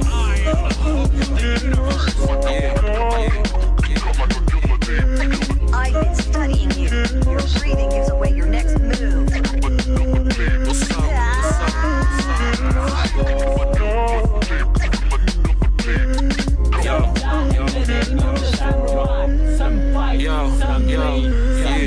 Meet me after midnight out in the garden. The snow falls hard, be sure that your blade is sharpened. Battle harder than starving to prove myself amongst the illest. My energy level climbing, I know that you rappers feel it. I'm in Como rocking a polo kimono. My master found my stash, yo, they banished me from the dojo. Fuck the ego, I battle with the whole of my heart. If you harboring ill intention, then you doomed from the start. Staring on my kamehameha when I let it loose. When I check the microphone, the earth will quake up under you. Smoking trees, none of that CBDs. I control A deleting all of your MP3s. All alone on this road, guess I reap what I sow. I don't know, guess I go where the river of life flow. Pull the pin out the mic and throw that whack in seas. I decimate any swordsman who dare oppose me. Yo.